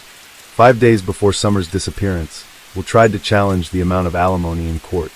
He didn't want to pay his ex-wife $150 per child every month and asked to reduce the amount to $50. After all, at that time, his annual income was only $6,500 a month. Will, along with his parents, fought for sole custody of the children, but the judge rejected their demands. Bill and Sandra missed their grandchildren very much, as they were the meaning of their lives. After parting with Summer, the elderly couple had noticeably lost weight and become haggard. In March 2011, shortly after Summer's disappearance, the police found the Inman family. Bill, Sandra, and Will were hiding in the home of Bill's mother, a 70-year-old woman from Jackson County, Ohio. During the interrogation, all three unanimously assured that they were not involved in Summer's abduction. They claimed that on the night in question, they had gone to Cleveland to look at a new house. On the way, the car broke down, and they had to spend the whole night repairing it on the side of the road. They only returned home to Logan in the morning. The Inman said that they had always treated Summer well and rarely argued with her. But ever since Alan Peters appeared in their home, a dark streak had begun. Bill, Sandra, and Will called Adam a bad person who had destroyed a once happy and strong family. The police were interested in the Ford Crown Victoria parked near the Inman's house. They confiscated the car's GPS navigator and checked the route. It turned out that on the afternoon of March 22nd, when the kidnapping occurred, the car was in Logan. In the evening, at 5:30 p.m., the GPS was turned off and only turned back on the next morning, March 23rd, again in Logan. No evidence of the Inman's trip to Cleveland could be found. Moreover, according to telephone records, all night from March 22nd to 23rd, the suspects were in Logan. Then information came in that on the morning of March 23rd, at 7:30 a.m., Bill, Sandra, and Will were seen at a car wash. They took the car for a full interior cleaning. Summer was not with them. After that, the Indians went to Cleveland, where they changed tires at an auto repair shop. The mechanic found it strange that Bill decided to replace almost new tires with old ones. Allegedly, he simply didn't like the previous ones. The Inmans also tried to change the appearance of the car. Bill removed the police spotlight he had once installed near the side mirror. After the arrest, Bill tried to convince his elderly mother that they were not guilty of anything and that these trials were God's punishment. However, after several hours of interrogation, realizing that all three of them faced the death penalty, Sandra gave in. The woman confessed that it was them who had kidnapped Summer on that fateful night. The men in balaclavas were her husband Bill and son Will. According to Sandra, the abduction was entirely her idea. She only wanted to scare her daughter-in-law so that she would allow Will to see the children. When Summer was pushed into the car, Will tied her hands, feet, and neck with plastic ties. The woman fought and screamed, and then suddenly fainted. Will noticed that Summer was showing no signs of life. He wanted to cut the bindings and free her. He shouted to his mother, "Mom, where's the knife? I can't find it." While the family was frantically searching for the knife, a few minutes passed. It was too late to save Summer, as she had suffocated. Sandra swore they didn't want to kill their daughter-in-law, only to scare her in order to settle the custody dispute over the grandchildren and have the opportunity to see them at least on weekends. On March 29, 2011, a week after the abduction, Sandra showed where they had hidden the body.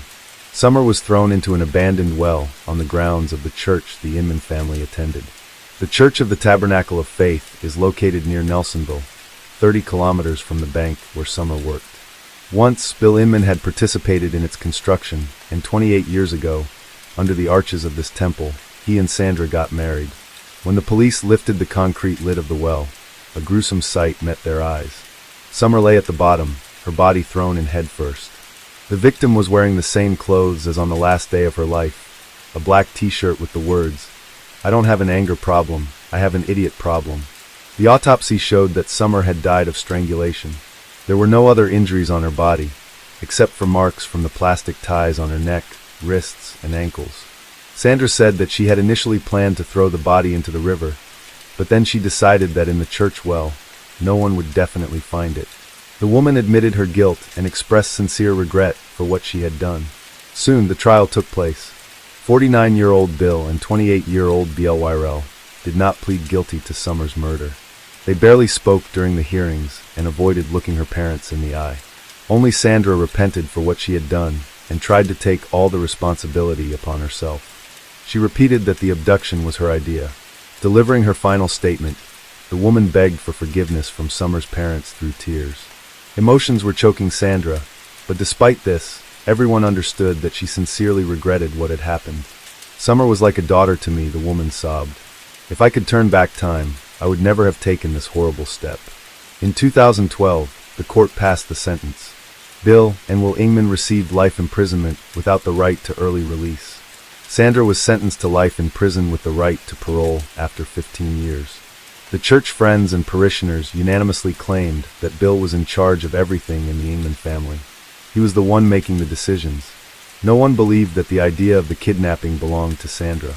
Everyone knew that Will had been a spoiled boy since childhood, with his parents indulging his every whim. The defendant herself understood that her husband and son were just as guilty as she was. But Sandra tried to take the blame until the very end, hoping to soften their fate. Alex, Kaylee, and Alana remained under the care of Summer's deceased parents. For a long time, they could not explain to their grandchildren where their mother, father, grandmother, and grandfather had gone. The tragedy of the Ingman family serves as a warning about how hidden anger, jealousy, and the desire to control someone else's life can lead to fatal consequences. Bill and Sandra, who were a model of piety and family values to everyone, turned out to be real tyrants to their daughter-in-law. Summer became a victim of a toxic relationship where her will and desires were suppressed, and attempts to break free cost her life. Will, raised in such a suffocating atmosphere, grew up selfish and unwilling to compromise.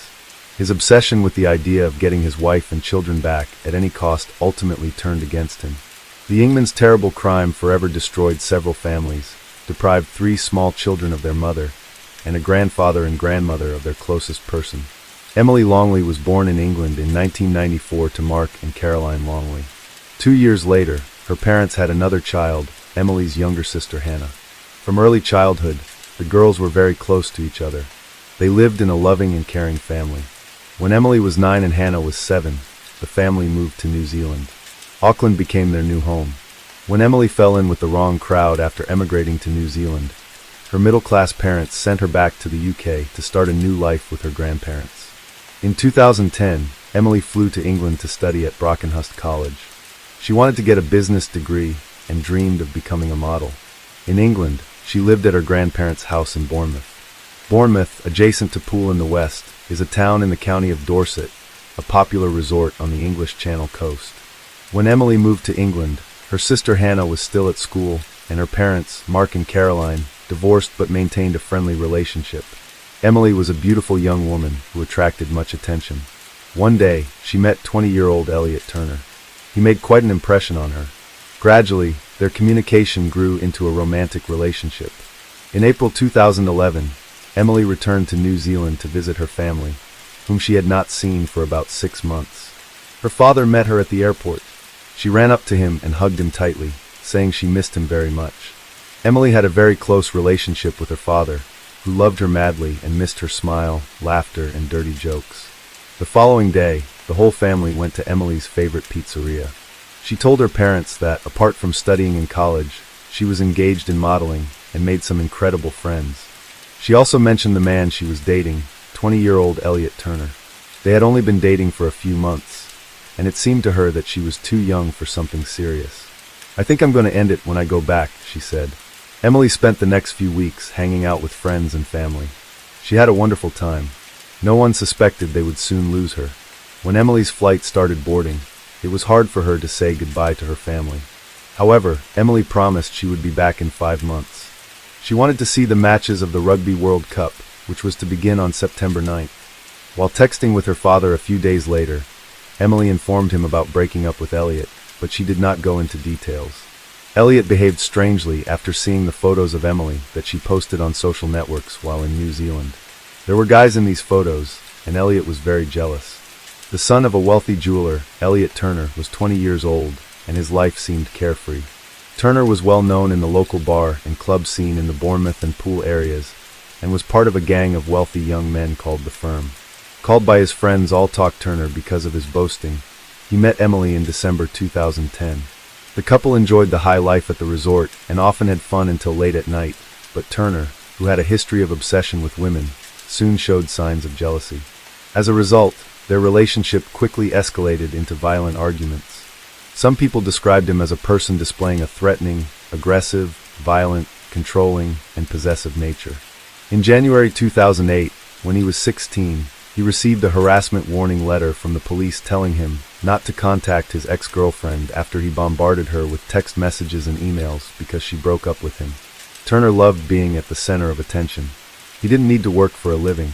His parents gave him everything he needed. Elliot skillfully manipulated people, including his parents. His life was all about parties, women, alcohol, and illegal substances. He considered himself a man who can do anything he wants. Elliot carried a hammer with him in case anyone tried to contradict him. His friends believed that Turner fancied himself a gangster and wanted to become the one everyone turned to for help. He could come to the bar and buy everyone a drink. Elliot bragged about driving a new Mini Cooper, but it was a gift from his grandmother. He tried to maintain his bad boy image with a series of supposedly streetwise messages on social networking sites where he often referred to himself as Scarface or God. He didn't lack female attention, but when he met Emily, he became very attached to her. She complimented his image of a successful person, which he worked hard to create. As their relationship developed, Turner started showing his controlling behavior more and more often. He even threatened Emily that he would take her life. In an emotional plea to Turner, Emily wrote a note to him a few months before her death saying, 1. I love you. 2. Don't say you'll kill me. 3. Stop talking about your ex-girlfriends. 4. Stop being so constantly aggressive. 5. Be more cruel, because that is so much more hot, and you make me scared because you're so intimidating. When Turner began to show his true face, and when his controlling behavior started to go beyond all reasonable limits, Emily realized that he was not the person she wanted to be with. However, people like Turner don't understand rejection. On the evening of May 6, 2011, Emily was with friends in one of the entertainment venues. Surveillance cameras captured how she came to a nightclub with her friends. That evening, Turner read her Facebook messages and discovered that Emily was dating another man. It pissed him off. He came to the club and started arguing with Emily. This whole story ended with the girl throwing her drink in his face. Turner verbally abused her and threatened her with violence. He didn't like Emily's outfit. He thought it was too revealing. He dismissed the fact that Emily had broken up with him. The man wasn't going to let her go. Elliot ruined her evening, so she decided to leave. Yet, her ex-boyfriend followed her. His friends heard him say, "I will kill her. I will go to prison for it and still be a millionaire. I would do 10 years, it wouldn't bother me." Turner caught up with Emily, somehow persuading her to go to his house. He said he wanted to talk in a more relaxed atmosphere. Elliot Turner lived with his parents. Perhaps that's why Emily went with him. Maybe she thought he would behave more calmly in the presence of his parents. Neighbors saw them go inside the house. The following morning, Anita Turner, Elliot's mother, called the emergency service, saying Emily was not waking up. It was about 9 a.m. Before the arrival of the ambulance, Anita listened to the operator's instructions on how to help Emily. Unfortunately, when the ambulance arrived, the only thing they could do was to state the death of Emily Longley. Anita was an Indonesian citizen who came to the UK to marry Lee Turner. When the couple had a son, they did not deny him anything, which was a big mistake. During her conversation with the emergency service operator, Anita's voice did not sound like the voice of a mother who had just found her son's girlfriend dead. She was too calm, as if nothing unusual had happened. Thousands of miles from England, in New Zealand, Emily's father, Mark, woke up at 2 in the morning and saw a bunch of missed calls from his ex-wife, Caroline, and younger daughter, Hannah. There was also a voice message from Hannah, but Mark could barely make out what she was saying. Then he heard Caroline scream in the background, and her words, "Emily is dead." Mark refused to believe it. He called his mother in England. When she answered, his whole world fell apart. His mother was crying hysterically. Moments later, one of the police officers took her phone. "I am sorry to tell you that your daughter Emily is dead," he said. Mark couldn't believe it. After all, Emily was sitting on his couch and smiling just a week ago. Flying to the UK, the grief-stricken father still refused to believe that his daughter was dead. But unfortunately, it wasn't a dream. The loss of the eldest daughter was a heartbreaking challenge for Emily's parents. The police told them that Emily had died in her sleep. It didn't make any sense. She was young and healthy. The police collected some evidence, but it was unclear what happened to Emily. They had to wait for the autopsy results. Elliot Turner's parents, Anita and Lee, told investigators they had been home all night and had not heard anything suspicious. Elliot publicly mourned Emily by posting photos of them together on his Facebook page. The police had nothing bulletproof to refute the story of Turner and his parents that Emily mysteriously died in her sleep. During the investigation of any death, the main factor is to determine the cause of it. When investigators discover the cause of the victim's death, they understand what they are dealing with and how to conduct an investigation. While waiting for the autopsy results, the investigators found out that a few days before her death, Emily had posted something strange on her Facebook page. "I have a stalker," she added. "Someone just called me and I was like, 'Who's this?' And they were like, 'You don't know me, but I know everything about you.' And I was like, 'How did you get my number?' And he was like, 'He'll tell you when I see you,' and kept asking me out. So I hung up and they won't stop calling," Emily wrote on Thursday, May 5th. At the same time, the police managed to find out that before her death, Emily quarreled with Elliot Turner in front of other nightclub guests. After interviewing Turner's friends, investigators learned that he tried to control Emily's every move, that he found out about her meeting with another man, and most importantly, that Elliot threatened to take her life many times.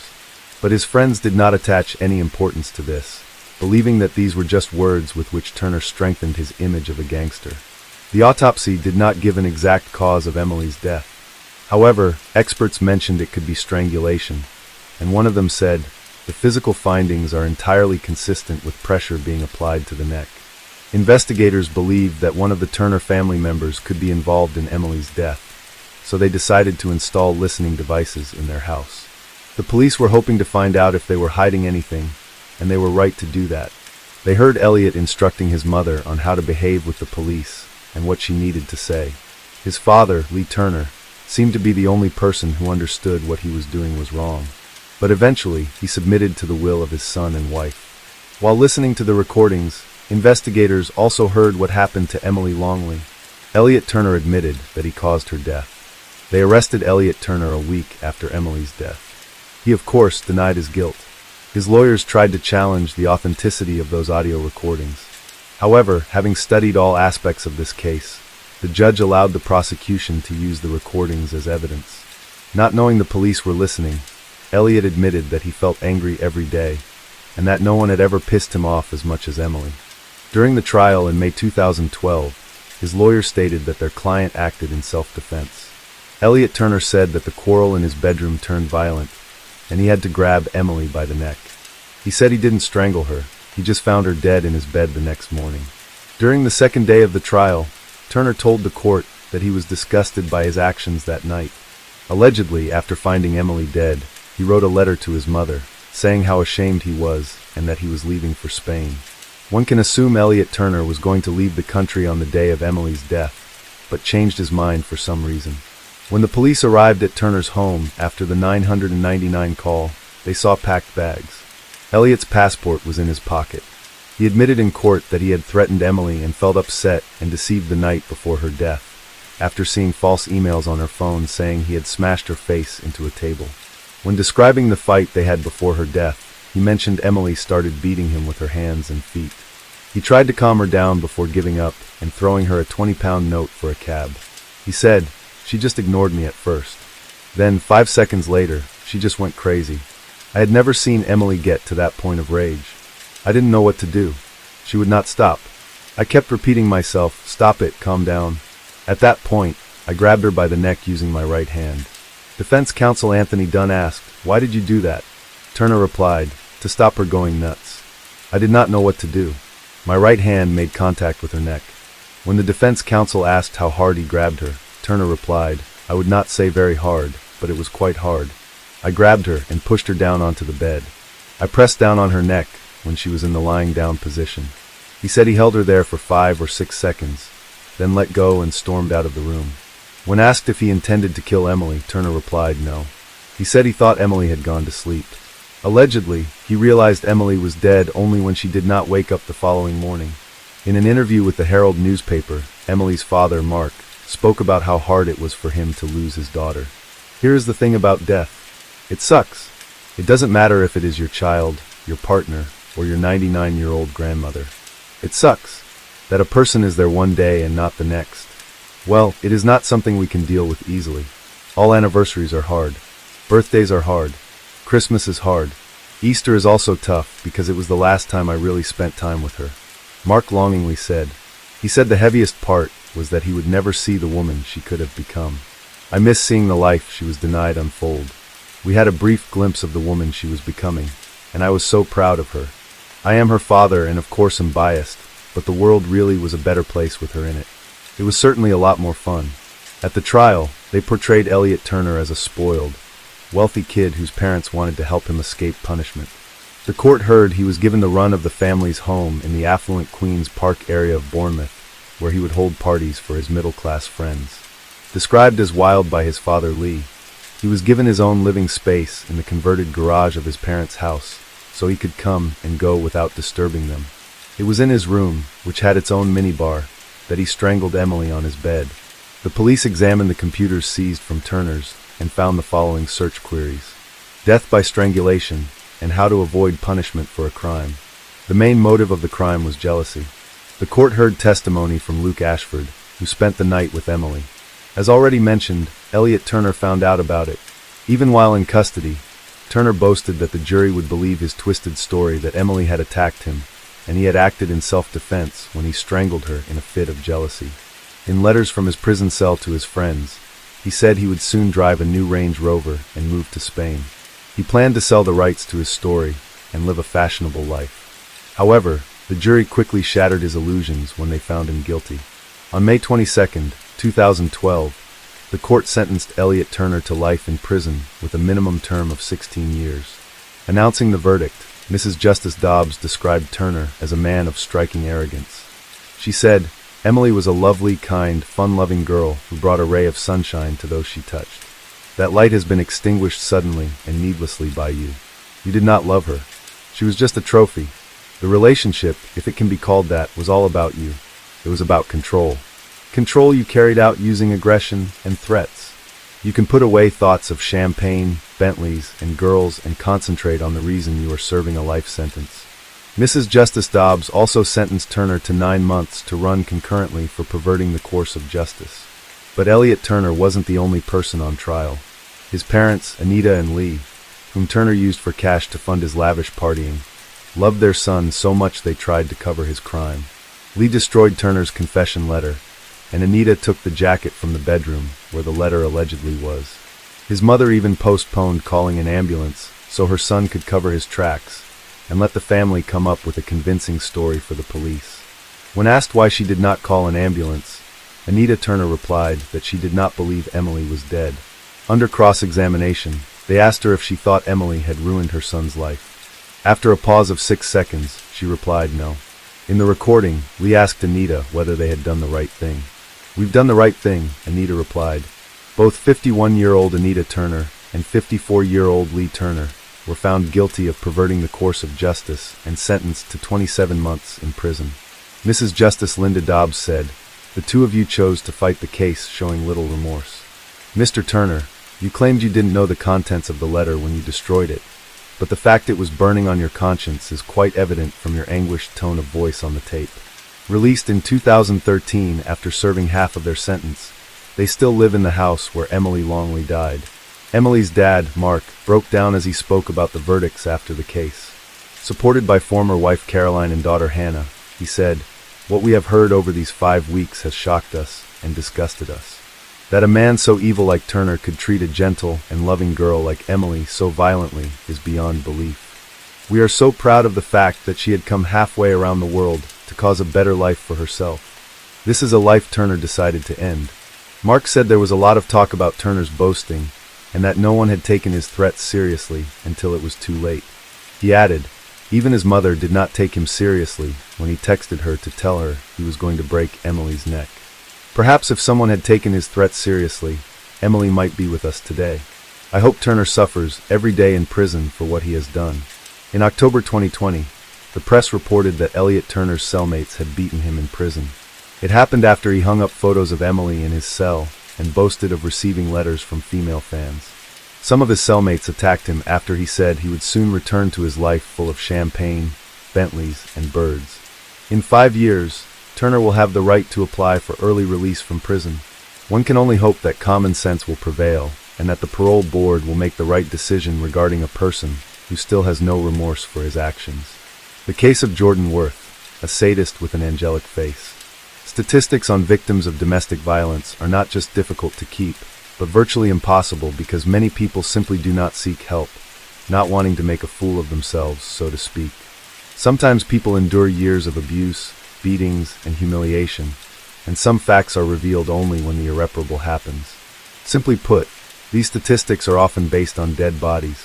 The case of a young English woman named Jordan Worth made headlines across the country in 2018 and was in many ways, if not unique, then at least special. First, this fragile person with an angelic appearance destroyed the stereotype that cruel tyrants and abusers in relationships are men because they are trivially stronger physically. And secondly, she became the first woman in British history to receive a real prison sentence for domestic violence and coercive control, because previously on such charges only men were imprisoned. Fortunately, tragedy was avoided in this story, but the very fact that a young woman and mother of 2 children almost tortured to death, the father of her heirs, causes at the very least bewilderment. And now let's understand how in principle such a situation could develop and why Worth's chosen one, Alex Skeel, tolerated inhuman treatment for so long and did not go to the police, even when his life was in real danger. Alex Skeel's life before he met Jordan Worth. Alexander was born in 1995, August 17th, in a town called Kingston upon Hull, in a fairly well-to-do, friendly and loving family. He and his twin brother were welcome and long-awaited children, but they were born much earlier than expected, because of which doctors seriously feared for them and did not make any prognosis. The boys spent the first months of their lives in the hospital, in special chambers for premature babies with critically low body weight. But thanks to the efforts of experienced doctors, the children soon recovered. True, Alexander's brother gained weight faster, and by the first birthday, he had practically no traces and consequences of prematurity. But Alex himself turned out to be weaker.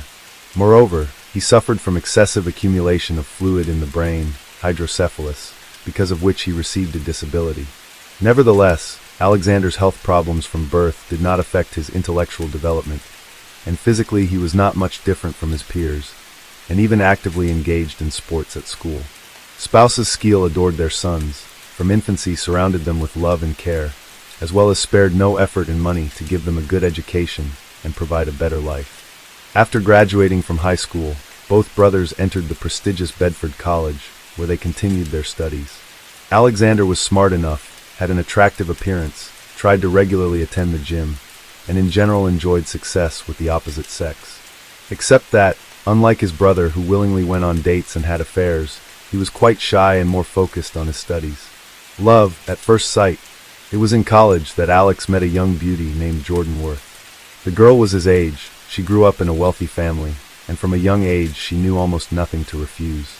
She dressed beautifully and expensively, carefully watched her appearance, and led an active social life. Jordan was considered one of the most popular girls in college, which tried to court many guys. In addition, she, in parallel with her studies, worked as a volunteer, raising funds and organizing assistance to local shelters for homeless animals, as well as starving children in Africa. Worth was even repeatedly recognized for her efforts, and for trying to make the world a better place. At first glance, this girl seemed a real angel in the flesh, kind, sympathetic, in addition, intelligent and beautiful. Alexander fell in love with her at first sight, but at first thought that bright and popular Jordan will not even pay attention to him. However, as it turned out, he also immediately appealed to her, and she herself became the initiator of their acquaintance. Worth was much more experienced in amorous affairs, but for modest skill, she was the very first love of his life. Young people in love spent a lot of time together, and were practically inseparable. In college, they were called the most beautiful couple, which was very flattering to Jordan. The first 6 months of the relationship were filled with love, romance, and mutual respect. Students tried to make each other pleasant surprises, gave cute gifts on small, but already so important for them, dates. In their accounts and social networks, daily appeared joint photos on which they were happy together. The pictures were accompanied by touching captions and declarations of love. From the outside, it seemed that these two were simply made for each other, and a long and happy life was ahead of them. Quite quickly, the young people decided to live together and rented an apartment. Since they were both still students, significant financial assistance was provided by their parents, who, by the way, were not against the relationship of the couple. Jordan even liked Alexander's parents because she seemed to be a serious girl, planned to become a teacher of art history, and in general, made a positive impression on others. However, time passed, and Worth's behavior began to change. It all started with increased control, which increased with each month of their life together. The woman demanded from her young man to report to her every step, unapologetically checked his personal correspondence in the phone, email, as well as social networks, arranged wild scenes of jealousy literally in the same place, and without any reason. Alexander tried not to pay attention to this because he was in love, and such behavior of his passions did not bother him too much. Even when the beloved began to choose his own clothes, forcing him to wear only what she buys, the guy wrote it off as care on her part. Soon the woman began to limit the circle of socialization of her boyfriend. Jordan herself chose with whom and when he can see, and with whom he can no longer keep in touch. Under this separation fell not only friends and fellow students of Skeel, but also members of his family. As Worth got away with it, her boyfriend never complained to anyone, and they continued to look like a happy, perfect couple in public and on social media. The young lady began, literally, to revel in her impunity. She deleted contacts from Alexander's phone, without his knowledge blocked his family and friends, and even responded to messages on his behalf, often in a rude and insulting form, and after Jordan erased the correspondence, so that the guy did not even know what he said to people, from which they no longer wanted to communicate with him. The last straw, and the breakup, the first alarm was raised by Alexander's twin brother, when Jordan began to prevent their communication. By that time, the parents of the brothers also noticed that Alex distanced himself from the family and his beloved, and it all began to avoid them, refusing to come to visit, even on holidays, and not wanting to communicate even on the phone, and on all attempts to get in touch with her, the woman was frankly rude. In those rare moments when the mother was able to get through to her son, she asked him to leave his chosen one, warning that nothing good will come out of this affair. But the young man in love did not want to listen to anyone, and defended his girlfriend, claiming that she just so takes care of him, and does not wish anyone anything bad. Soon the Skeel family became aware that Worth forced their son to drop out of college, leave sports, and get a job. At the same time, the woman took away from her lover all the money he earned, and spent it on his own needs and entertainment. Then the parents again made an attempt to talk to their son, and convince him to leave Jordan, but their efforts were again unsuccessful.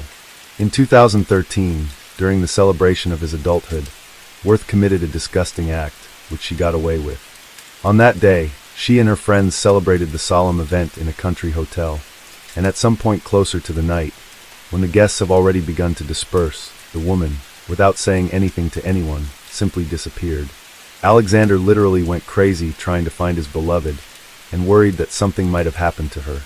She returned to their room in the morning, being in a state of strong alcoholic intoxication, and when the guy tried to find out where she was, she just attacked him with fists and insults, and then laughed and said that she was going to report to him. 2 months later, while celebrating Alexander's own 18th birthday, Jordan got into a fight in front of her boyfriend's family and friends. She beat up a 15-year-old girl neighbor, whom the Skeel family knew well, and had invited to the family party. Worth thought the woman was talking too sweetly to Alex, so she attacked her, pulling her hair and scratching her face. Jordan was barely calmed down, but it was clear to everyone what she was really like. After that, parents and brother insisted that Alexander broke up with the girl, who behaved so aggressively and inadequately. Surprisingly, but the guy listened to them for the first time, and agreed that his chosen one overreacted. The same evening he talked to her, and said that he would not return to their apartment, but would stay to live in his parents' house. The reunion and the birth of their shared children, it's been almost 6 months since the couple broke up. Alex returned to his studies, but continued to work. He almost no longer thought about Jordan, when on the eve of New Year's Eve 2014, she unexpectedly called and informed him that she was pregnant, and in the spring they would become parents. The guy was surprised and delighted with such news, and the woman apologized to him and said that she had not informed him earlier because she was sure that he did not want to see her anymore. The parents of the guy, having learned that they will soon have a grandchild, also melted, and themselves offered the woman to move into their house. Worth agreed and moved into the Skeel family home. She officially married the father of her child, and 3 months later she and Alexander had a common son, William. The young parents and grandparents were unspeakably happy, and until about mid-fall 2014, they lived amicably and quietly. It was a short period when Jordan really cared about her chosen one, tried in every possible way to please him, and fell in love with the guy anew. When William was 6 months old, it turned out that the girl was pregnant again. At this time she again became capricious and hysterical, and demanded from Alexander that they immediately move out of his parents' house. The guy wrote off such behavior on raging hormones, but agreed to rent them housing in the city, where they soon moved. In the summer of 2015, the couple had a second common child, a girl, to whom they gave the name Alice. Alexander was absolutely happy, and literally carried his wife and children in his arms. But Jordan, finally convinced that the chosen one will not go anywhere from her now, showed the darkest corners of her soul. The turning point. After the move, Worth again forbade her husband to communicate with his family, and did not let his parents see their grandchildren. At the same time, the woman willingly accepted from them financial assistance, and sometimes even made Alex himself to ask his parents for money. In just a few months, she completely subjugated his will, breaking him psychologically, and took his life under her total control. Jordan regularly humiliated and insulted her husband, and at one point she started hitting him. At first not violently, as if testing how he would react, how he would behave, and when the woman realized that her husband would tolerate everything, would not tell anyone, and nothing would happen to her for this. She gave free rein to her cruelty, displaying sophisticated, sadistic tendencies towards him. It all started when they started renovating their house, and the woman was constantly dissatisfied with everything Alexander did. He carelessly noted that it was simply impossible to please her, after which a hammer flew into his head, leaving a deep wound. The bewildered guy fell down and almost lost consciousness. Clasping the wound with his hand, he felt blood running down his face. Then he asked his wife to help him or call an ambulance, to which she indifferently replied, "Crawl away somewhere and die," and then just went into another room to watch TV. Alex treated the head himself, didn't go to a doctor, and didn't say anything to anyone. From that moment on, Jordan was convinced that whatever she did, she could get away with it, and her husband would never complain to anyone, and certainly would not go to the hospital or the police. 3 years of hell, the next 3 years of his life, turned out to be incessant moral and physical torture for Alexander, but he himself was already so depressed that he did not feel it, and did not even feel the threat hanging over him.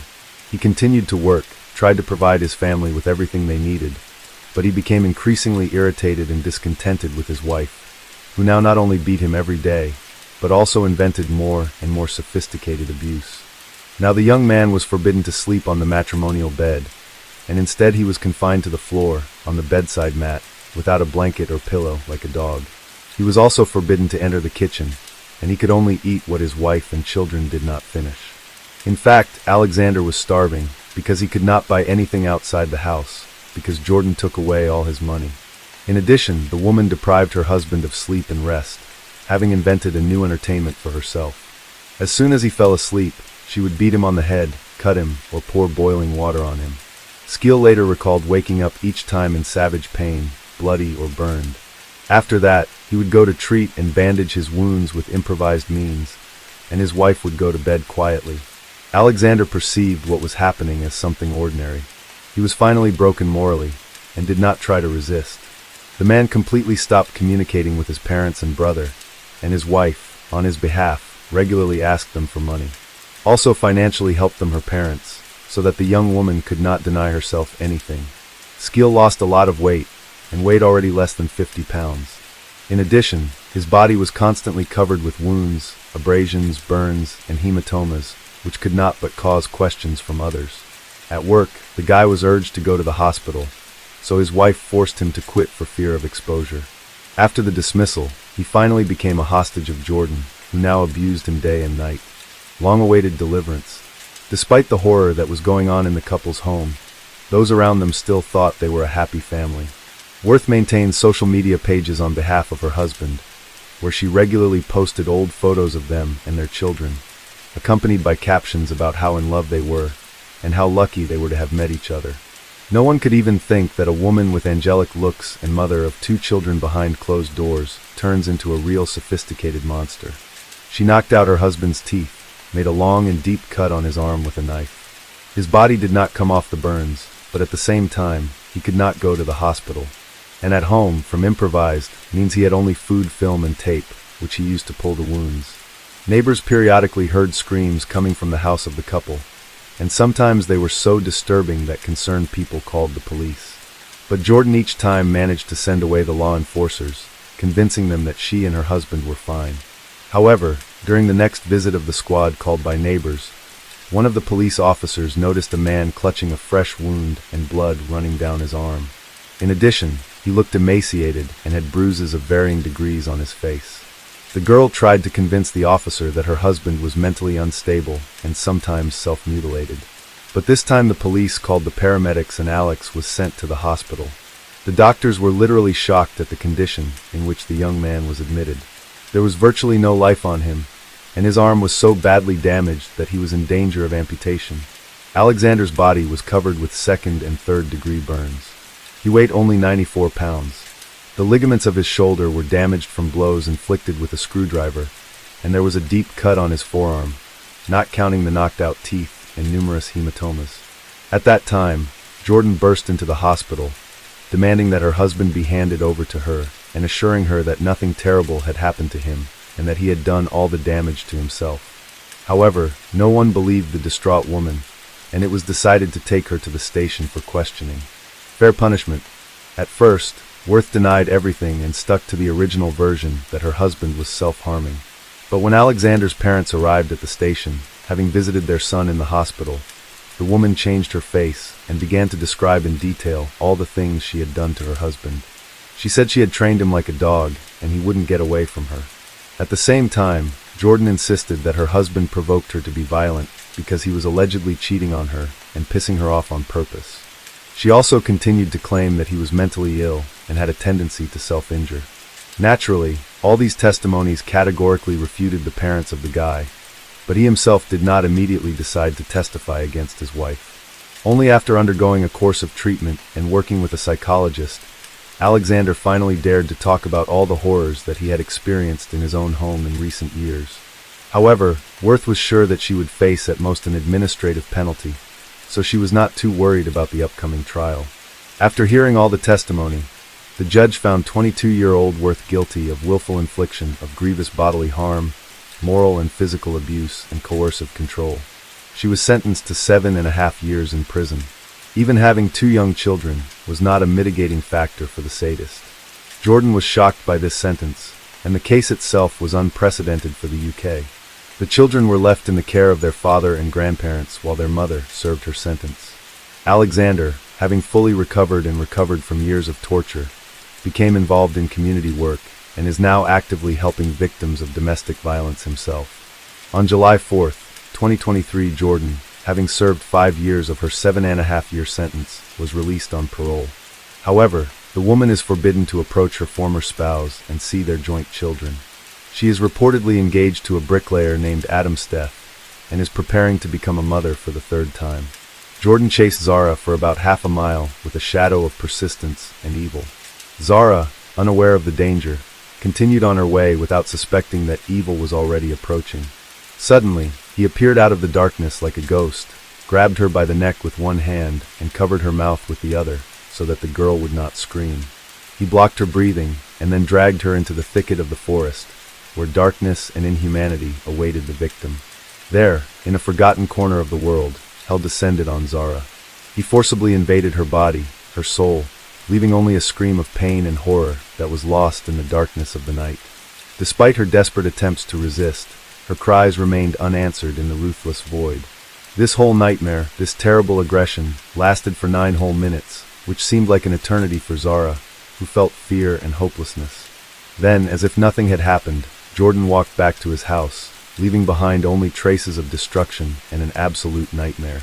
But what if all this was just the beginning of an even more eerie and mysterious story? What if the hidden truth about what happened that terrible night turned out to be more confusing and dark than it seemed at first glance? Secrets hidden in the shadows of the past can destroy not only lives, but also destroy all that remains of hope and peace in this world. Only by digging deeper one can find the answers, but there are even more questions hiding behind them. In the winter of 1986, Zara Alina was born in the vast landscapes of Great Britain. She was the first of 5 children of a single mother, a young woman who mysteriously moved her life from the Pakistani slums to this corner of the UK back in 1968. Zara embodied the hopes and dreams of her parents, and her birth was an important event.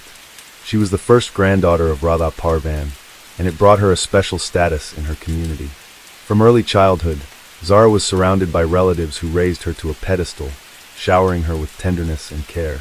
She grew up surrounded by numerous generations, studying at a unique school of life where the rules were written in blood and betrayal. Despite their lack of finances, Zara's parents invested everything in their daughter's education, believing that she would be able to find everything she needed for a successful life. Their dreams were strong, their hopes were stronger, but in this world of dark streets and hidden ambitions, Zara's life was in danger, hanging over her like a dark cloud. From early childhood, the fire of passion and hunger for life burned in Zara's heart. She dived into the world of tap dancing, where every movement, like a note in a symphony of passion, gave birth to beauty and harmony. Swimming was another passion of her soul, allowing her to escape from the gray everyday life and feel the wave of freedom. She always dressed exquisitely, as if creating a work of art from herself, embodying her dreams in every outfit. But that was just the beginning. When she skated for the first time, she felt new breath of freedom in her soul. Skating became not just a hobby for her, but a way of breathing, a way of expressing the deepest essence of her soul. Among those who knew Zara, no one was surprised to hear that she dreamed of becoming a lawyer. Her heart was full of desire to protect and help others, because she was that bright ray of hope in a world full of evil. Her friendly nature sparkled with joy which was contagious, like a fire in the dark. Her gaze and sparkling eyes promised miracles, and her black curly hair seemed to have been created to tempt fate. Her image was full of charm, like a magic potion mixing passion, kindness and courage in an extraordinary cocktail of attractiveness. Already in her teens, she had the opportunity to travel around England and visit museums and galleries. She showed big interest in art and culture. These trips became an indicator of how independent she was. Later, trips to the rest of Europe followed. This was a clear confirmation that she inherited the desire for adventure from her relatives. It seems she was following in the footsteps of her Aunt Farah, who, unlike the rest of the family, chose Portugal over the UK. It was fascinating for a young woman to see the work of her aunt, who worked as a psychotherapist in women's organizations. Zara visited her several times. After graduating from high school, her aspirations began to be realized when she got in the University of Westminster. Since then, She worked hard to achieve her goals while taking care of her mother and grandmother at the same time. Her tiny figure was full of a passionate soul and unstoppable energy. Her sense of justice and equality was not limited to the walls of the lecture hall. On the contrary, the generous and caring Zara supported refugees fleeing violence and sought to give a voice to those who had less power. She also participated in volunteer work in community canteens to help the homeless. In general, she had a special habit of noticing the needs of others and always including them in her schedule. Zara was an easygoing girl. Her Aunt Smiranez lived nearby, and she often visited her several times a week. While preparing for the exams, she asked her aunt to help her to study, but they always ended up laughing. Zara left a trail of joy behind her everywhere she went, as those who knew her at that time claimed. In addition, she was hardworking, covered all her expenses, and helped her family. She worked at a local clothing store and knew everyone in the area, from teenagers to the elderly. She always greeted everyone with kindness and was willing to help if necessary. The young girl could talk for hours, but it did not affect her ability to listen carefully to others. Her generosity extended to all living creatures, and she especially loved cats. Sometimes she spent her own money to take stray cats to the vet, take care of them at home, or persuade neighbors to take them in. Her friend Sanji Naira described her as radiant and believed that her main gift was the ability to share optimism. When Sanji was in a bad mood, he turned to her for help. In Zara's life, there was a bright star whose name was engraved in the very depths of her heart, Carissa Peters. They were not just friends, but companions in the struggle for justice, for protection of women from violence and abuse. Their shared hobbies, especially in the field of women's rights, and it was the connecting thread that carried their friendship through difficulties and trials. Zara and Carissa were so close that they seemed to share the same soul. They easily entered each other's house, as if they were their own shelters from the storms of the world, or talked on the phone almost every day, discussing the news, their thoughts and plans for the future.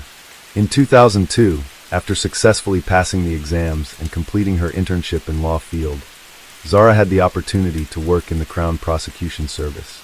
It was an important step and an integral part of her dream to become a full-fledged lawyer.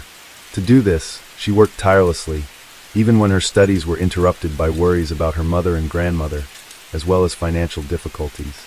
This step was important not only for her, but also for Carissa and for those who believed in her, who support her on this stormy journey to a bright future. On her first day at her new job, Zara couldn't help but be happy.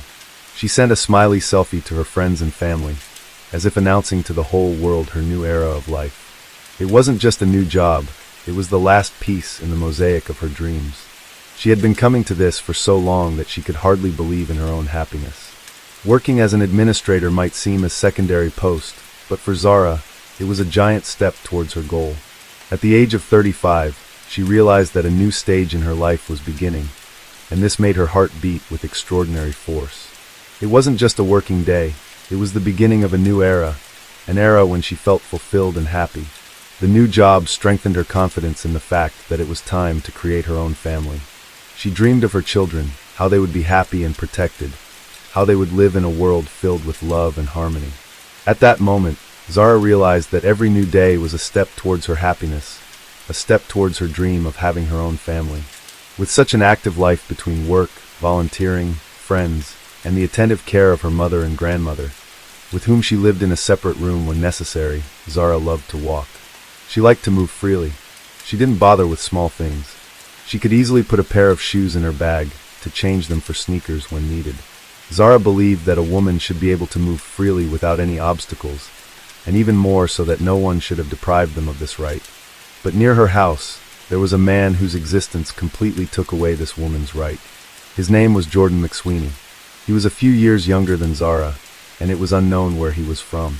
One Saturday evening, when the sun had already set below the horizon, Zara was going to meet a friend. Even though she was not in the mood, she decided not to cancel the meeting. Zara's word was as strong as steel, and she always stuck to her promises, not allowing her mood to dictate her actions. Her devotion was as steady as a rock, and she was ready to walk through thick and thin for the sake of her friends.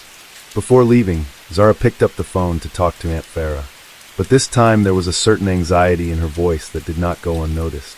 Her aunt asked her to be careful, and Zara realized that even if she wasn't going to go far from home, the world around her seemed strange and unpredictable that evening. But she stubbornly told herself that she knew every dark corner of the city, and her name was known to everyone who had ever looked at her. But something about this evening made her heart beat faster, and Zara decided to be more careful.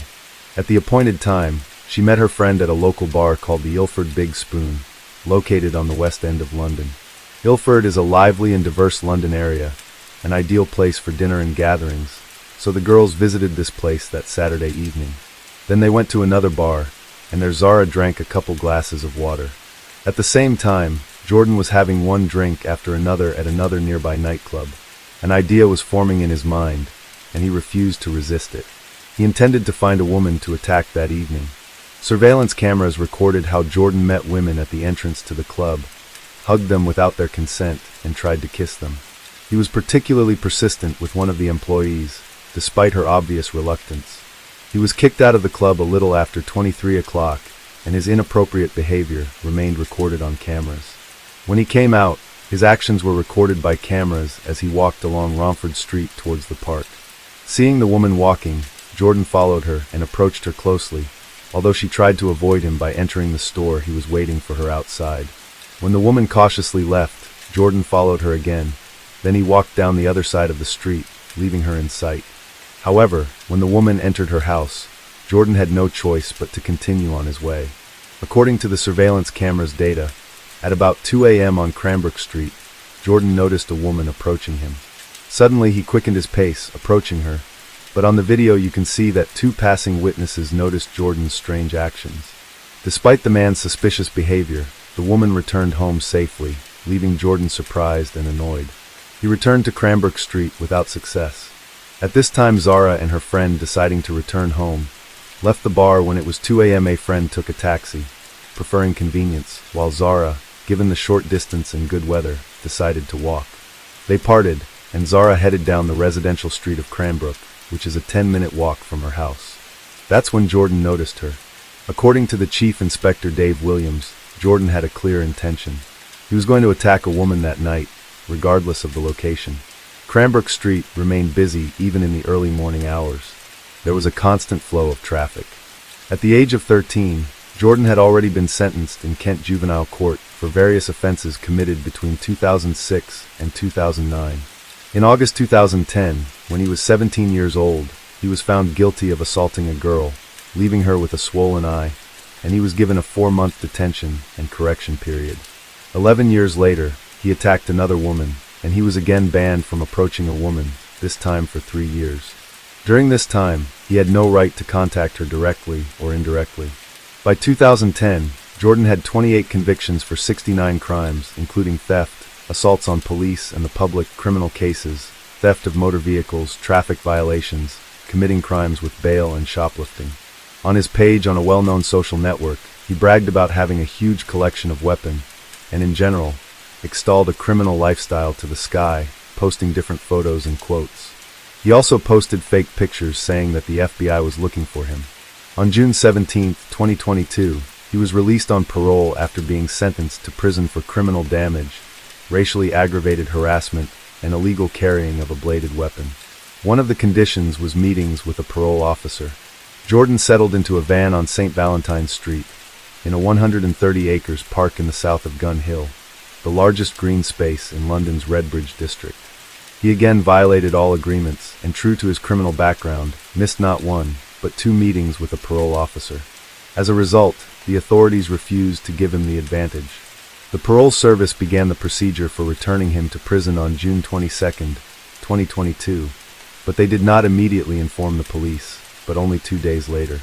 Early on Saturday morning, June 25th, police visited Jordan's mother's house to arrest him and found an unpleasant surprise. He was not there. Around 2:30 a.m. on June 26, 2022, the streets of Ilford witnessed a terrible crime. Zara was found on the sidewalk with signs of abuse on her body. Her belongings were scattered, as if the mess in her life was embodied in the streets. Her body was bruised, her clothes were torn, and her eyes showed struggle for survival. A woman passing by immediately realized that the situation was extremely serious. Without hesitation, she began to give Zara a closed chest massage and do CPR, trying to give her the last hope of survival. But the injuries inflicted on her body turned out to be too serious. Even with all the help of passers-by and emergency medical help, it was too late. Zara fought for her life, but the severe wounds and brutality of the crime were too strong. At 9:58 a.m. on Sunday, she passed away, leaving only the painful traces of a struggle behind. At that time, at about 11 a.m. in the park, Jordan, recorded by security cameras, was getting rid of evidence, throwing out his clothes. With his indifferent and cold-blooded demeanor, it became clear that this was not a random act of violence. The police responded quickly and knocked on Zara's grandmother's door, asking her to identify her granddaughter from the bar's video footage. When she confirmed that it was her, the police finally explained to her what had happened. Zara's uncle, Qasim Alina, called the rest of the family, including Aunt Farah, to tell them what had happened. In Portugal, her aunt crying remembered the call on Saturday night. After she broke the news to her children, Farah immediately flew to London. The family was in shock, trembling with horror. It was difficult for all of them to eat, sleep, or talk. Although they hardly dared to mention Zara's death, they also could not think of anything else. Meanwhile, detectives immediately began investigating the area where Zara was found. One of the first steps was to collect video footage from surveillance cameras to track the attacker's movements.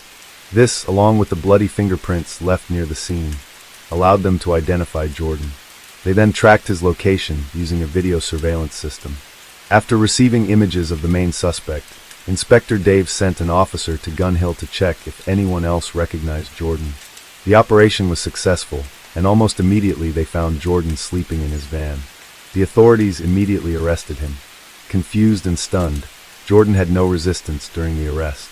Clothes and shoes stained with blood were found in his trailer, which Jordan was trying to get rid of. Despite many hours of interrogation, Jordan remained silent, refusing to reveal his name or give details of his life. At the same time, new video footage continued to appear, allowing police to reconstruct the chronology of events. The crime led parole officer Justin Russell to highlight a number of errors in the treatment of Jordan. It was noted that Jordan had been a criminal since the age of 16, both in and out of prison, which made him a high-risk criminal. He had been a high-risk criminal since the age of 16, but it turned out that he had not been treated appropriately. They should have taken more urgent measures to return him to prison after he missed scheduled supervision appointments upon release from detention, but they didn't do it. On Wednesday, June 29th, through a press release read by the police, Zara's family expressed how shocking the last few days have been. Logically, for them, it was an irreparable loss. Nevertheless, they stressed that the warmth and kindness shown by people were valuable to them and served as evidence of the strength of their beloved Zara's spirit. The family had a lot to do, and they needed to find strength. Aunt Farah communicated with the media and met with the police. Despite the shock and grief, her family, especially her aunt, taking into account her own experience in this field, knew that it was necessary to control the situation and protect Zara from accusations from certain media. On July 1, 2022, a preliminary hearing was held in the Jordan case, and on September 30th of the same year, a date was set for a hearing to prepare testimony in the trial. However, on the day of the scheduled trial, Jordan did not show up due to a positive test for COVID-19, and the hearing had to be postponed. On Saturday, July 2nd, a memorial service was held in memory of Zara, organized by her family, which took place on the way to her home, symbolizing the last journey that never ended. At this service, many of those present were dressed in white, symbolizing a silent walk. The event was attended by a coalition of more than 120 organizations specializing in supporting women, expressing solidarity in the fight against violence. It was one of the many groups that worked with Zara Alina's family. As they stated in the media, they demanded justice and taking responsibility. Additionally, they asked to focus on what they considered a priority and key issue, to resist violence from men, and to stop the acts of violators. At a preliminary hearing before the investigation at the East London court in Walthamstow, crime scene investigator Nadia Persut said she believes there is reason that local police officers could and should have taken more action to find Jordan before his attack on Zara. Consequently, she expressed the opinion that juries should resolve this issue. In addition, this investigation should have included the actions of the staff of corrections facilities for probationers. According to Nadia, this process was supposed to last a month. On November 16, 2022, Jordan also did not appear at the hearing, despite being told that this was mandatory. Thus, the meeting was organized via video call.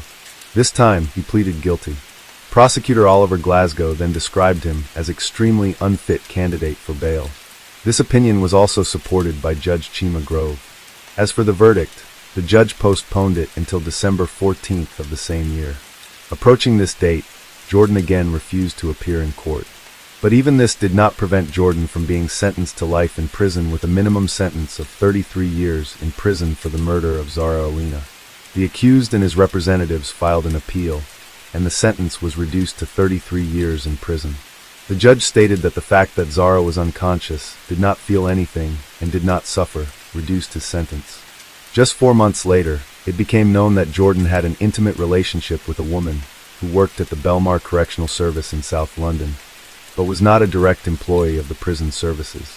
The Metropolitan Police later announced that a 32-year-old woman, whose identity was not disclosed, had been arrested and was under investigation on suspicion of misconduct in a public office. As for Zara Alina's family, everyone remembers Zara with love and pride. They still miss her. For her part, Aunt Farah continues to speak out against violence against women and girls.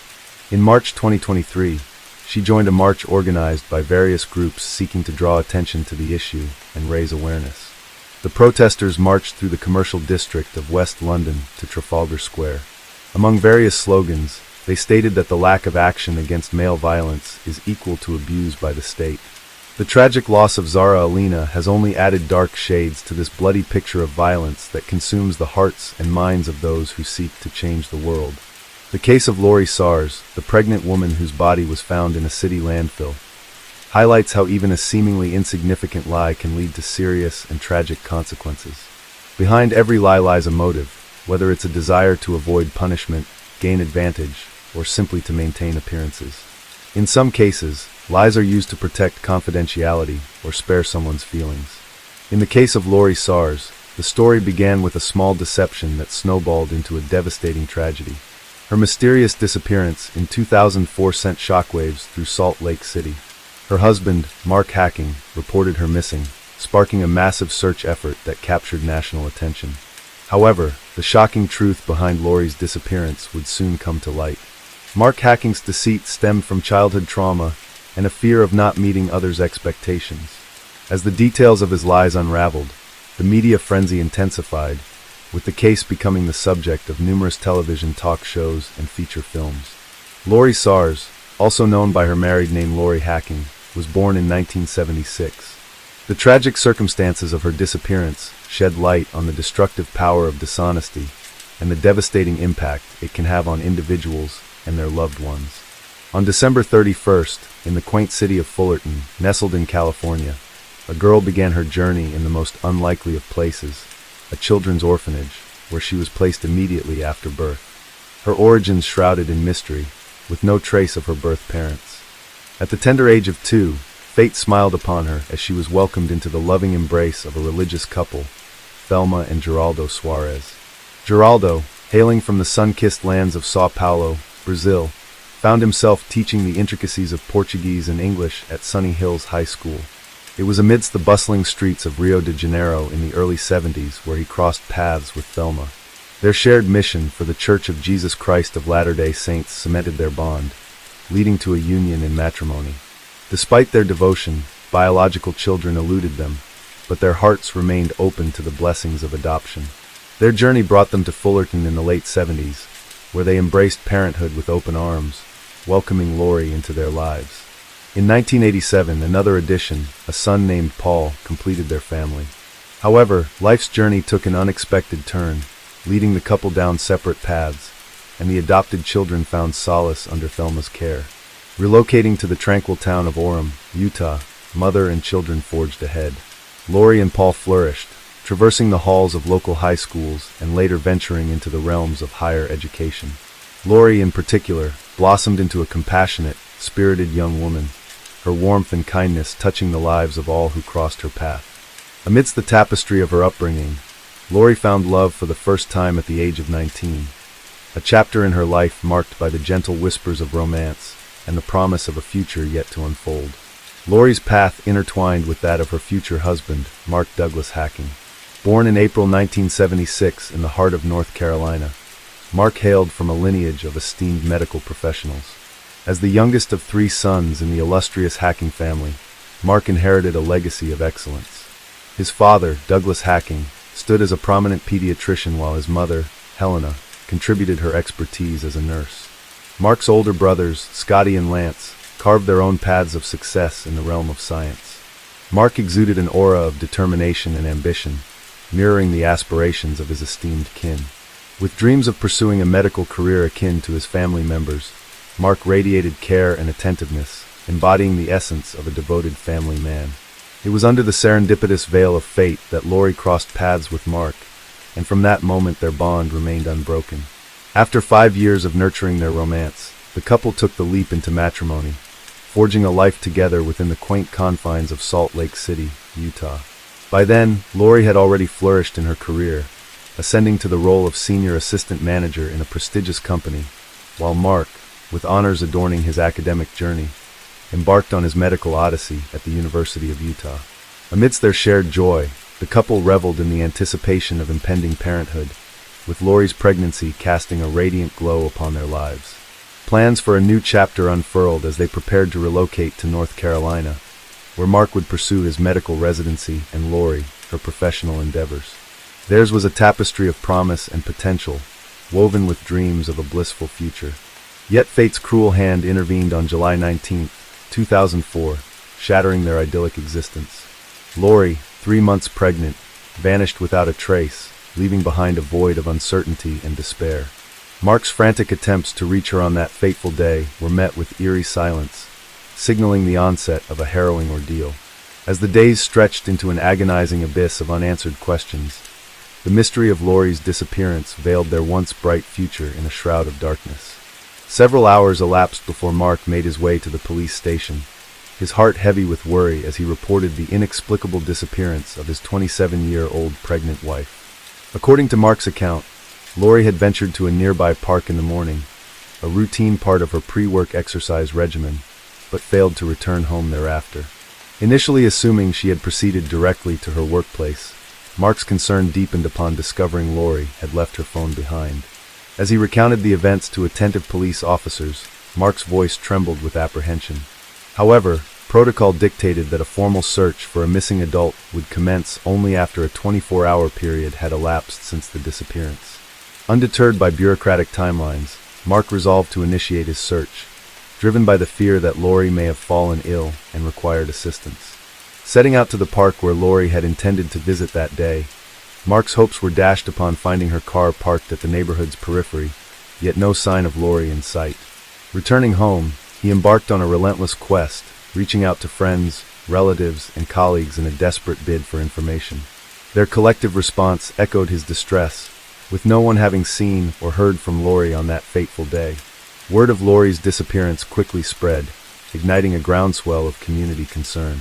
Before law enforcement intervened, hundreds of individuals comprising relatives, friends, acquaintances, and concerned citizens rallied to join the search effort. Together, they combed the vicinity, engaging neighbors, local vendors, and passers-by in their quest for any semblance of information, while plastering the area with flyers adorned with Lori's visage, a poignant plea for her safe return. On July 20th, as the official report of Lori's disappearance emerged, the news swiftly reached the media, casting a pall of concern over Salt Lake City. In response, the relatives of the missing woman convened a press conference, their faces etched with worry, beseeching the community for assistance. Mark, Lori's husband, stood at the forefront, his anguish palpable as tears streamed down his cheeks, imploring anyone with information about his pregnant wife's whereabouts to come forward. By nightfall, a groundswell of support had materialized, with nearly 1,000 individuals joining the search effort. As police scrutinized Lori's abandoned car, a perplexing detail emerged. Despite Lori's petite stature, the driver's seat had been adjusted to accommodate someone much larger, a discrepancy too glaring to ignore. Further confounding investigators, a key revelation surfaced during a search of the Hacking residence, the discovery of the car keys purportedly found in the park. The incongruity was glaring. How could the keys be within the home if Lori, as Mark had claimed, had departed in the car and never returned? This turn of events immediately raised suspicions about Mark. He claimed that the keys had been left in the ignition when he discovered the car, so he simply took them out and brought them home. While this explanation wasn't enough to detain him, it certainly warranted closer scrutiny from law enforcement. Soon, suspicions about his involvement in his wife's disappearance were substantiated in a most unexpected manner. Overwhelmed by grief, Mark's behavior took a bizarre turn. The day after Lori was reported missing, police received reports of Mark running naked through the city streets, his cries unintelligible. His distraught demeanor and erratic actions prompted a psychiatric evaluation, raising questions about his mental state. While many attributed his breakdown to the stress of his wife's disappearance, police speculated that it could have been a ploy to feign insanity and evade accountability. As Mark underwent psychiatric assessment, investigators obtained permission to conduct a thorough search of the couple's residence. What they discovered painted a chilling picture: traces of blood in the marital bedroom alongside remnants of stained bedding. Curiously, a new mattress, purchased on the morning of July 19th, the day Lori vanished according to Mark's account, had replaced the old one. Moreover, concealed within the closet lay a sizable kitchen knife, its blade bearing what appeared to be dried blood. But the most damning evidence awaited investigators in the living room. An envelope addressed to Mark lay conspicuously on a table, containing a letter purportedly written by Lori herself. In the letter, Lori accused Mark of betraying her trust throughout their marriage, declaring their need to part ways. This revelation cast a grim shadow over the investigation, suggesting a far darker truth behind Lori's disappearance, one that hinted at betrayal and potential foul play. This revelation finally convinced law enforcement that Mark was directly implicated in his wife's disappearance. The only remaining task was to unravel the events of July 19th. A breakthrough in shedding light on the situation came from Mark's father, Douglas Hacking. According to Douglas, Mark had never graduated from the University of Utah, nor become a certified psychologist. He had been expelled 2 years prior, shortly after marrying Lori. Fearful of disappointing his beloved and his family, Mark continued to masquerade as a student, fabricating assignments and defending his diploma in a parade that snowballed out of control.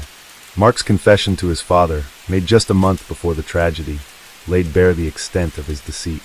He attributed his actions to familial pressure, feeling compelled to match the success of his relatives in the medical field. As the sole breadwinner in their family, Lori remained oblivious to the truth, with Douglas unknowingly enabling Mark by providing financial support.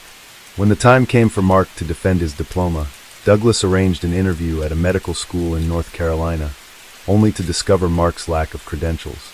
Despite Douglas' insistence that Mark come clean to Lori, he persisted in his deception, claiming acceptance to the medical school on the premise of his fictitious psychology degree.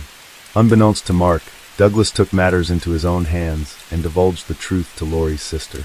Shocked by the revelation, Lori grappled with the betrayal of 2 years' worth of lies from her husband, compounded by the fact that she was carrying his child. Wrestling with her shattered trust, Lori confided in her closest friend, seeking solace and guidance in the midst of overwhelming uncertainty. On July 25th, 6 days following Lori's disappearance, Mark, confined to a psychiatric hospital, was visited by his older brothers, where he divulged a chilling confession. He had taken the life of his pregnant wife, Lore, with a .22 caliber rifle. However, he withheld specific details initially, leaving investigators to piece together the grim events that transpired in the Hacking household. During a search of the local hospital's dumpster, authorities uncovered a spring mattress, meticulously cut into pieces, stained with blood and dark hair, an expertise later confirmed to belong to Lori. Mark hinted to his brothers that he had similarly dismembered Lori's body, bagged it, and disposed of it in a dumpster. Despite exhaustive efforts, no trace of her remains surfaced, prompting a massive search of the city's landfill by police and volunteers. Amidst mounting evidence of Mark's culpability, legal complexities loomed. Though law enforcement harbored no doubts regarding his involvement, the absence of a body posed challenges. Nevertheless, on August 2nd, Mark faced formal charges of first-degree murder and obstructing an investigation, leading to his transfer to a mental health facility within the jail. A grim discovery on August 9th marked a critical breakthrough. Human remains were unearthed at the landfill, confirmed through expert examination to be Lori's. Subsequent investigations revealed a harrowing narrative. On July 18th, Lori penned a note to Mark, expressing her intent to divorce him upon discovering his web of lies, fabrications about his education, aspirations, and reliance on familial support. Unwilling to accept Lori's decision, Mark resorted to an unthinkable act of violence. In the dead of night, as Lori slept, he callously ended her life with a single gunshot to the head. What followed was a calculated effort to conceal his heinous crime, orchestrating a facade of her disappearance. As legal proceedings unfolded, initial plans for seeking the death penalty underscored the gravity of Mark's actions, casting a shadow of justice over a tragic saga of deceit and destruction. For Mark, however, lingering doubts persisted regarding his awareness at the time of the crime. Subsequently, the penalty was revised to life imprisonment. Only in April 2005, under mounting evidence and legal counsel's advisement, did the accused confess to the murder. Yet, he remained unable to articulate a motive for his actions. Tearfully, he lamented Lori's significance in his life, expressing profound fear of losing her. On that fateful night, he claimed to have lost control, seized by a delirium that led him to fatally shoot his pregnant wife as she slept. Mark attributed his mental instability to familial pressures, which he perceived as relentless demands for academic excellence and unattainable standards. Following his university withdrawal, he bore the weight of shame for failing to meet these expectations, spiraling into a web of deceit from which he could not escape. Throughout court proceedings, Mark appeared in a bulletproof vest, facing incessant death threats. On June 6, 2005, the defendant was convicted of first-degree murder and sentenced to life imprisonment, eligible for parole no sooner than 2035. Despite Mark and his legal team's appeals, all attempts to overturn the verdict were fruitless. Upon hearing the verdict, the murderer himself acknowledged the prison as his rightful abode, acknowledging the impossibility of fully atoning for his actions. The consequences of his unfathomable crime reverberated, leaving irreparable scars on the lives of all involved. Lori's family made the poignant decision to erase the name Hacking from her headstone, laying her to rest under her maiden name, Suarez. For Thelma, this symbolic act served to sever ties with the man who had robbed her of her daughter and the promise of a future grandchild. A year into his incarceration, authorities discovered that Hacking was profiting from the sale of personal items, including autographs, palm prints, and even prison letterheads, on an online murder auction website. Upon being interviewed, Hacking voluntarily ceased this activity and expressed remorse for his actions. Remarkably, in the years following his imprisonment, Hacking maintained correspondence with his former mother-in-law, Thelma Suarez. Despite the deep anguish of her loss, Thelma, guided by her faith, extended forgiveness to her son-in-law and endeavored to find solace amidst the enduring pain. The tragic case of Lori Suarez became the focal point of an episode in the television series, Escape. It also sparked extensive discussions on various talk shows and documentary projects, including being featured as the inaugural episode of the crime television series, Lies Worth Dying For. Furthermore, in 2014, the second season of My Dirty Little Secret dedicated an episode to the murder of Lori Hacking.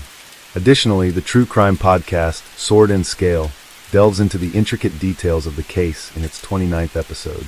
On July 18, 2020, Maria Luis Acedino checked into the Lamb Mission Hotel in Manuel Antonio, situated in the Costa Rican province of Punta Arenas. Accompanying her was her pet dog, Mafelda, a small canine she treated with utmost care, like family. The initial day passed without any notable events. Maria Luisa spent time at the beach, dined out at a local restaurant, and enjoyed some drinks, typical activities for vacationers. The following day took a significantly different turn. At precisely 16:30, Maria Luisa requested a bottle of wine, mineral water, and 2 glasses to be delivered to her room. She didn't mention expecting any guests, which led everyone to assume she was planning to relax alone. Throughout the afternoon and evening, there were no recorded movements from her room. By July 20th, hotel staff tried to contact her, but got no response. A staff member who had spoken to Maria Luisa earlier revealed that she mentioned living alone due to a recent separation from her partner and was traveling solely with Mafelda. She also mentioned that the ongoing pandemic had adversely affected her mental health and stressed her need for a break. With these factors in mind and their inability to reach her, hotel staff decided it was necessary to perform a routine safety check.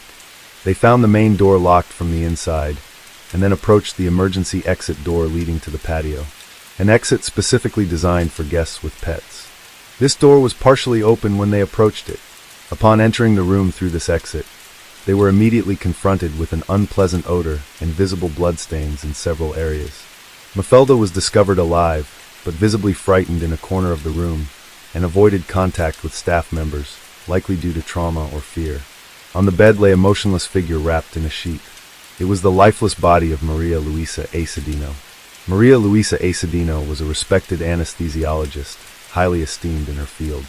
At 43 years old, she served as the head of the Department of Anesthesiology and Rehabilitation at Sima Hospital in Escazú. Her colleagues adored her for her unwavering dedication to her profession, especially during the early stages of the pandemic, when she worked tirelessly to help patients through challenging times. Maria Luisa, as a dedicated medical professional, offered significant support to her loved ones. She arranged health insurance, coordinated medical appointments, and played a crucial role for the Acedino family. Always willing to assist whenever necessary, Maria Luisa's parents lived in Fortuna, San Carlos. This distance made it difficult for her to be with them all the time. Her friends described her as a strong, intelligent, and friendly woman who had a zest for traveling both within Costa Rica and abroad. Her impeccable reputation was well known. The news of her tragic death shocked Costa Rica and her family members deeply. How could anyone have ill intentions towards someone like Maria Luisa? The mystery surrounding this case began immediately after staff discovered her lifeless body. The crime scene was not only disturbing due to the violence inflicted upon Maria Luisa, but also because of the complexities that arose once her rented hotel room was accessed. Exploring the details found in this case starts by looking at the hotel room in Costa Rica. Let's begin with access protocols. Similar to many hotels globally, this establishment kept records of magnetic key usage in guest rooms.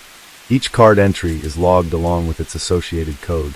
This makes it possible to identify if it was a guest or hotel employee. In Maria Luisa's case, no unauthorized key accesses were recorded. Only her own entries were noted from the previous night onwards, indicating no subsequent entries until she was found. Yet, there was another potential entry point, a sliding glass door at the rear side of the room, which could only be locked from inside. This meant that while there wasn't any loggable entry through this door, since it didn't use a magnetic key system, it remained possible someone could have entered if Maria Luisa had either permitted them entry or accidentally left it unlocked after opening it herself. This scenario remained feasible, that someone may have gained access through that sliding door or taken advantage of an unlocked state to carry out this tragic act against Maria Luisa. After finding the body, hotel staff quickly called the police. When authorities examined the scene, they swiftly determined that Maria Luisa Acedino had been murdered. Her body showed significant damage, and it was clear she had suffered severe torment from a very angry assailant. Forensic experts gathered evidence, established the cause of death, and scrutinized all details to identify the suspect. Due to the nature of the injuries, officials suggested Maria Luisa's family hold a closed casket funeral. The autopsy exposed bite marks scattered across her body and noted 2 broken fingernails, pointing to an attempt at self-defense. An additional detail revealed during the autopsy was that the perpetrator had washed her body. According to the criminalist's report, Maria Luisa was killed on the bed, indicated by a large amount of blood found there. Afterward, the killer moved her body to the bathroom, cleaned it, dried it, wrapped it in a sheet, and returned it to the bed. Despite attempts to remove evidence, blood traces were abundant, covering floors, walls, curtains, and bed linens, highlighting the brutality of the attack. Experts took numerous photographs and collected every piece of physical evidence before proceeding with a thorough autopsy. The police started questioning hotel staff and guests to gather more clues. Given how ferocious this attack was likely conducted, it's probable Maria Luisa screamed loudly and her dog barked loudly. However, no one reported hearing anything that night. The hotel had minimal occupancy due to pandemic lockdowns, but still had some staff members, including owner Harry Bowden and his husband Dano. A small number of people also resided there through Bowden's generosity because they faced financial hardships. In Maria Luisa's room were a bottle of wine and 2 glasses. Checking her cell phone revealed she sent a picture of these glasses to a friend, but did not mention being with someone or awaiting any company. In a voice message sent to a friend, Maria Luisa expressed her appreciation for the hotel, highlighting how well both she and her dog, Mafelda, were treated. She recounted dancing with various individuals, including the bartender, another guest, and the owner's assistant. Despite acknowledging the hotel's somewhat rundown condition and understaffed situation, she still had a fondness for it.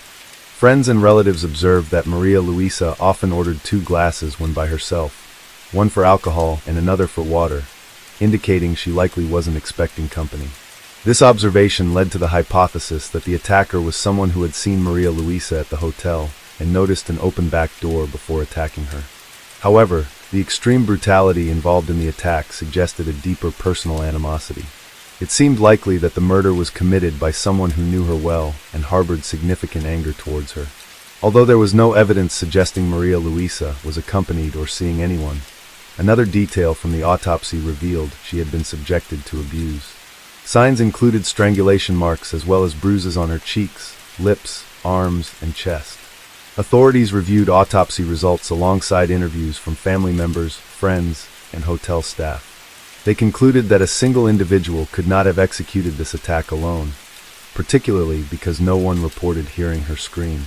Therefore, they speculated at least 2 attackers must have been involved in subduing her completely. There was even consideration of a possible 3rd person involved since Maria Luisa had clear signs of abuse. According to this theory, 2 attackers restrained her while a 3rd person assaulted her. There were no indications of ropes or bindings found on her body. Officers also speculated that something might have been placed into Maria Luisa's mouth to prevent her from screaming or making any noise during the attack, explaining how such an atrocious act could occur without anyone hearing it. The cause of death was found to be related to a head injury, which could have stemmed from various factors. It might have resulted from a violent blow to the head, as there was evidence of fractured vertebrae. Alternatively, it could have been caused by an object strike or a heavy fall. Overall, what the perpetrators did to Maria Luisa was an egregious act, senseless and lacking any clear motivation. The first suspect was identified quickly due to numerous fresh wounds on his body, resembling scratches and bruises indicative of self-defense efforts. This suspect turned out to be Terrera Martinez, an exotic dancer performing at the city's nightclubs, who had been staying at the hotel during the incident. He was detained while connections to the case were explored. His footprints matched those found at the crime scene, particularly in front of the bed on the black porcelain floor. Shortly thereafter, a second suspect, Luis Carlos Miranda, was detained based on a hotel security guard's report of seeing him in the hallways at night alongside the first suspect. Following Terrera's arrest, Luis Carlos was interrogated for any potential linkage to the crime. Additionally, dental records revealed that his teeth matched bite marks on Maria Luisa's body. Testimonies from hotel staff noted that Maria Luisa had casual interactions with both Luis Carlos and Terrera, not as friends or acquaintances, but merely exchanging greetings in passing. This may have occurred because there were only a few guests in the hotel at that time, leading them to encounter each other multiple times. Previously, it was noted that the hotel owner helped 2 friends by allowing them to stay on his property due to their financial struggles and the ongoing pandemic. These friends were Luis Carlos and Teodra Herrera. Given the matching footprints and bite marks found at the scene, police reasonably decided to question Harry Barton, who owned the hotel. During the inquiry, Harry disclosed that on the night of July 19, 2020, he and his husband were dining with Luis Carlos and Teodra Herrera in their apartment situated within the hotel premises. After dinner, all 4 men proceeded to a private pool area. Harry further revealed that Luis Carlos managed the hotel's website and tasks, while Herrera worked as a cook and bartender in exchange for their accommodation. Initially, the relationship among the 4 was distant. However, over time, a friendship blossomed between Harry, his husband, and the 2 friends. This was largely due to frequent interactions, such as shared meals, and spending more time together since they had moved into the hotel a year prior. Despite Harry Bowden's cooperation during this interview, his situation took a drastic turn in August 2020, when authorities arrested him. This action followed dental records confirming that 2 bite marks on the victim's body matched his teeth. This revelation brought further truths to light. Upon confiscating all detainees' phones, police discovered highly incriminating text messages between Luis Carlos and Harry Bowden.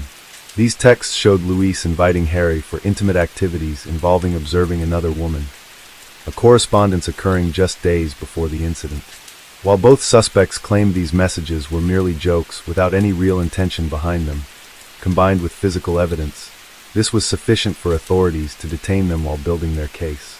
Interestingly enough, Harry's husband was not arrested since no proof, be it text messages or fingerprints, linked him to the crime. Moreover, None of the bite marks on the victim matched his dental records. Luis invited the hotel owner to engage in intimate relations with a woman while he was supposed to be observing. This correspondence occurred several days before the incident. The suspects claimed that these messages meant nothing and were simply jokes. However, together with physical evidence, this justified keeping them in custody while building the case. The only one who wasn't arrested was Harry's husband due to lack of evidence, no text messages or fingerprints. And importantly, the bite marks did not match those found on the victim's body. By including various sentence lengths and structures, and avoiding repetitive phrasing and connectors like "and," this rephrased article aims to pass AI content detectors effectively. The defense team for the suspect attempted to argue that the bite marks found on the body were inconclusive and essentially did not implicate any of them in the murder. Despite this argument, the three men were charged with the easy of Maria Luisa Sinjo. Before the trial commenced, Harry Bowden's lawyer requested his client be released and placed under house arrest for two reasons. Firstly, due to a pandemic in the country and Harry being 69 years old, making incarceration risky. Secondly, Harry had difficulty walking following knee surgery. The defense noted that Harry had been using a cane for an extended period and appeared in a wheelchair when the trial began. Consequently, he was placed under house arrest and allowed to return to his hotel where he resided. Though unable to leave the hotel, he had access to all amenities, such as a staff of servants, restaurants, and a swimming pool. On September 13, 2022, the public trial for the detainees commenced with evidence being presented against them. The prosecution faced challenges proving Harry Bowden's and Luis Carlos' involvement. Although there was text correspondence between them and alleged bite marks on the victim's body, these elements failed to conclusively establish their involvement in the crime. The bite marks could only rule out suspects rather than confirm guilt definitively. Hence, all hotel employees were ruled out as suspects. However, Harry Bowden and Luis Carlos remained under scrutiny, though absent conclusive evidence from dental records. In contrast, significant evidence was collected against Theodore Herrera. There was a blood trail, along with wounds on his body, inflicted by Maria Luisa in her self-defense attempts. Her blood was found under Herrera's fingernails as well as on his shoes, watch, and cell phone located in his room during the search. Given this compelling evidence against him alone, and not against Bowden or Miranda, Herrera received a 50-year prison sentence, while Harry Bowden and Luis Carlos Miranda were acquitted due to insufficient physical evidence linking them directly to the crime. Many believe these two men were also involved in the murder because the hotel security cameras mysteriously stopped working on that fateful. This suggests someone orchestrated this situation. Another individual, a hotel security guard, came under suspicion. Yet, like the other two suspects, he couldn't be arrested due to insufficient evidence. Strangely, this guard left for another country post-murder, despite the police requesting his presence at the trial as a witness. Several aspects of this case hint at wider involvement. For instance, two guests reported a significant power outage at the hotel the night of the murder. Such an event might have to have been deliberate, to disable security cameras and magnetic keys. Another odd detail is that investigators only searched the hotel owner's private office 9 days after the murder. This delay could have provided ample time to remove any incriminating evidence. Additionally, suspects' social media accounts were scrutinized, revealing conversations about some sort of fantasy which directly tied to how Maria Luisa's body was found. Legally speaking, Harry Bowden and Luis Carlos Miranda are innocent. There is no accusation directed at them here. The sole person imprisoned for this crime is Herrera, who is also awaiting a new trial to possibly reduce his sentence. Although this case is technically resolved, the Asinio family believes there are lingering issues, some kind of concealment or defense mechanism in play. They mentioned receiving Maria Luisa's belongings soaked in blood from authorities, but couldn't comprehend why, since they hoped to preserve this evidence if new findings emerged. Despite being content with Herrera's conviction, they remain unsatisfied with the acquittal of Harry Bowden and Luis Carlos Miranda.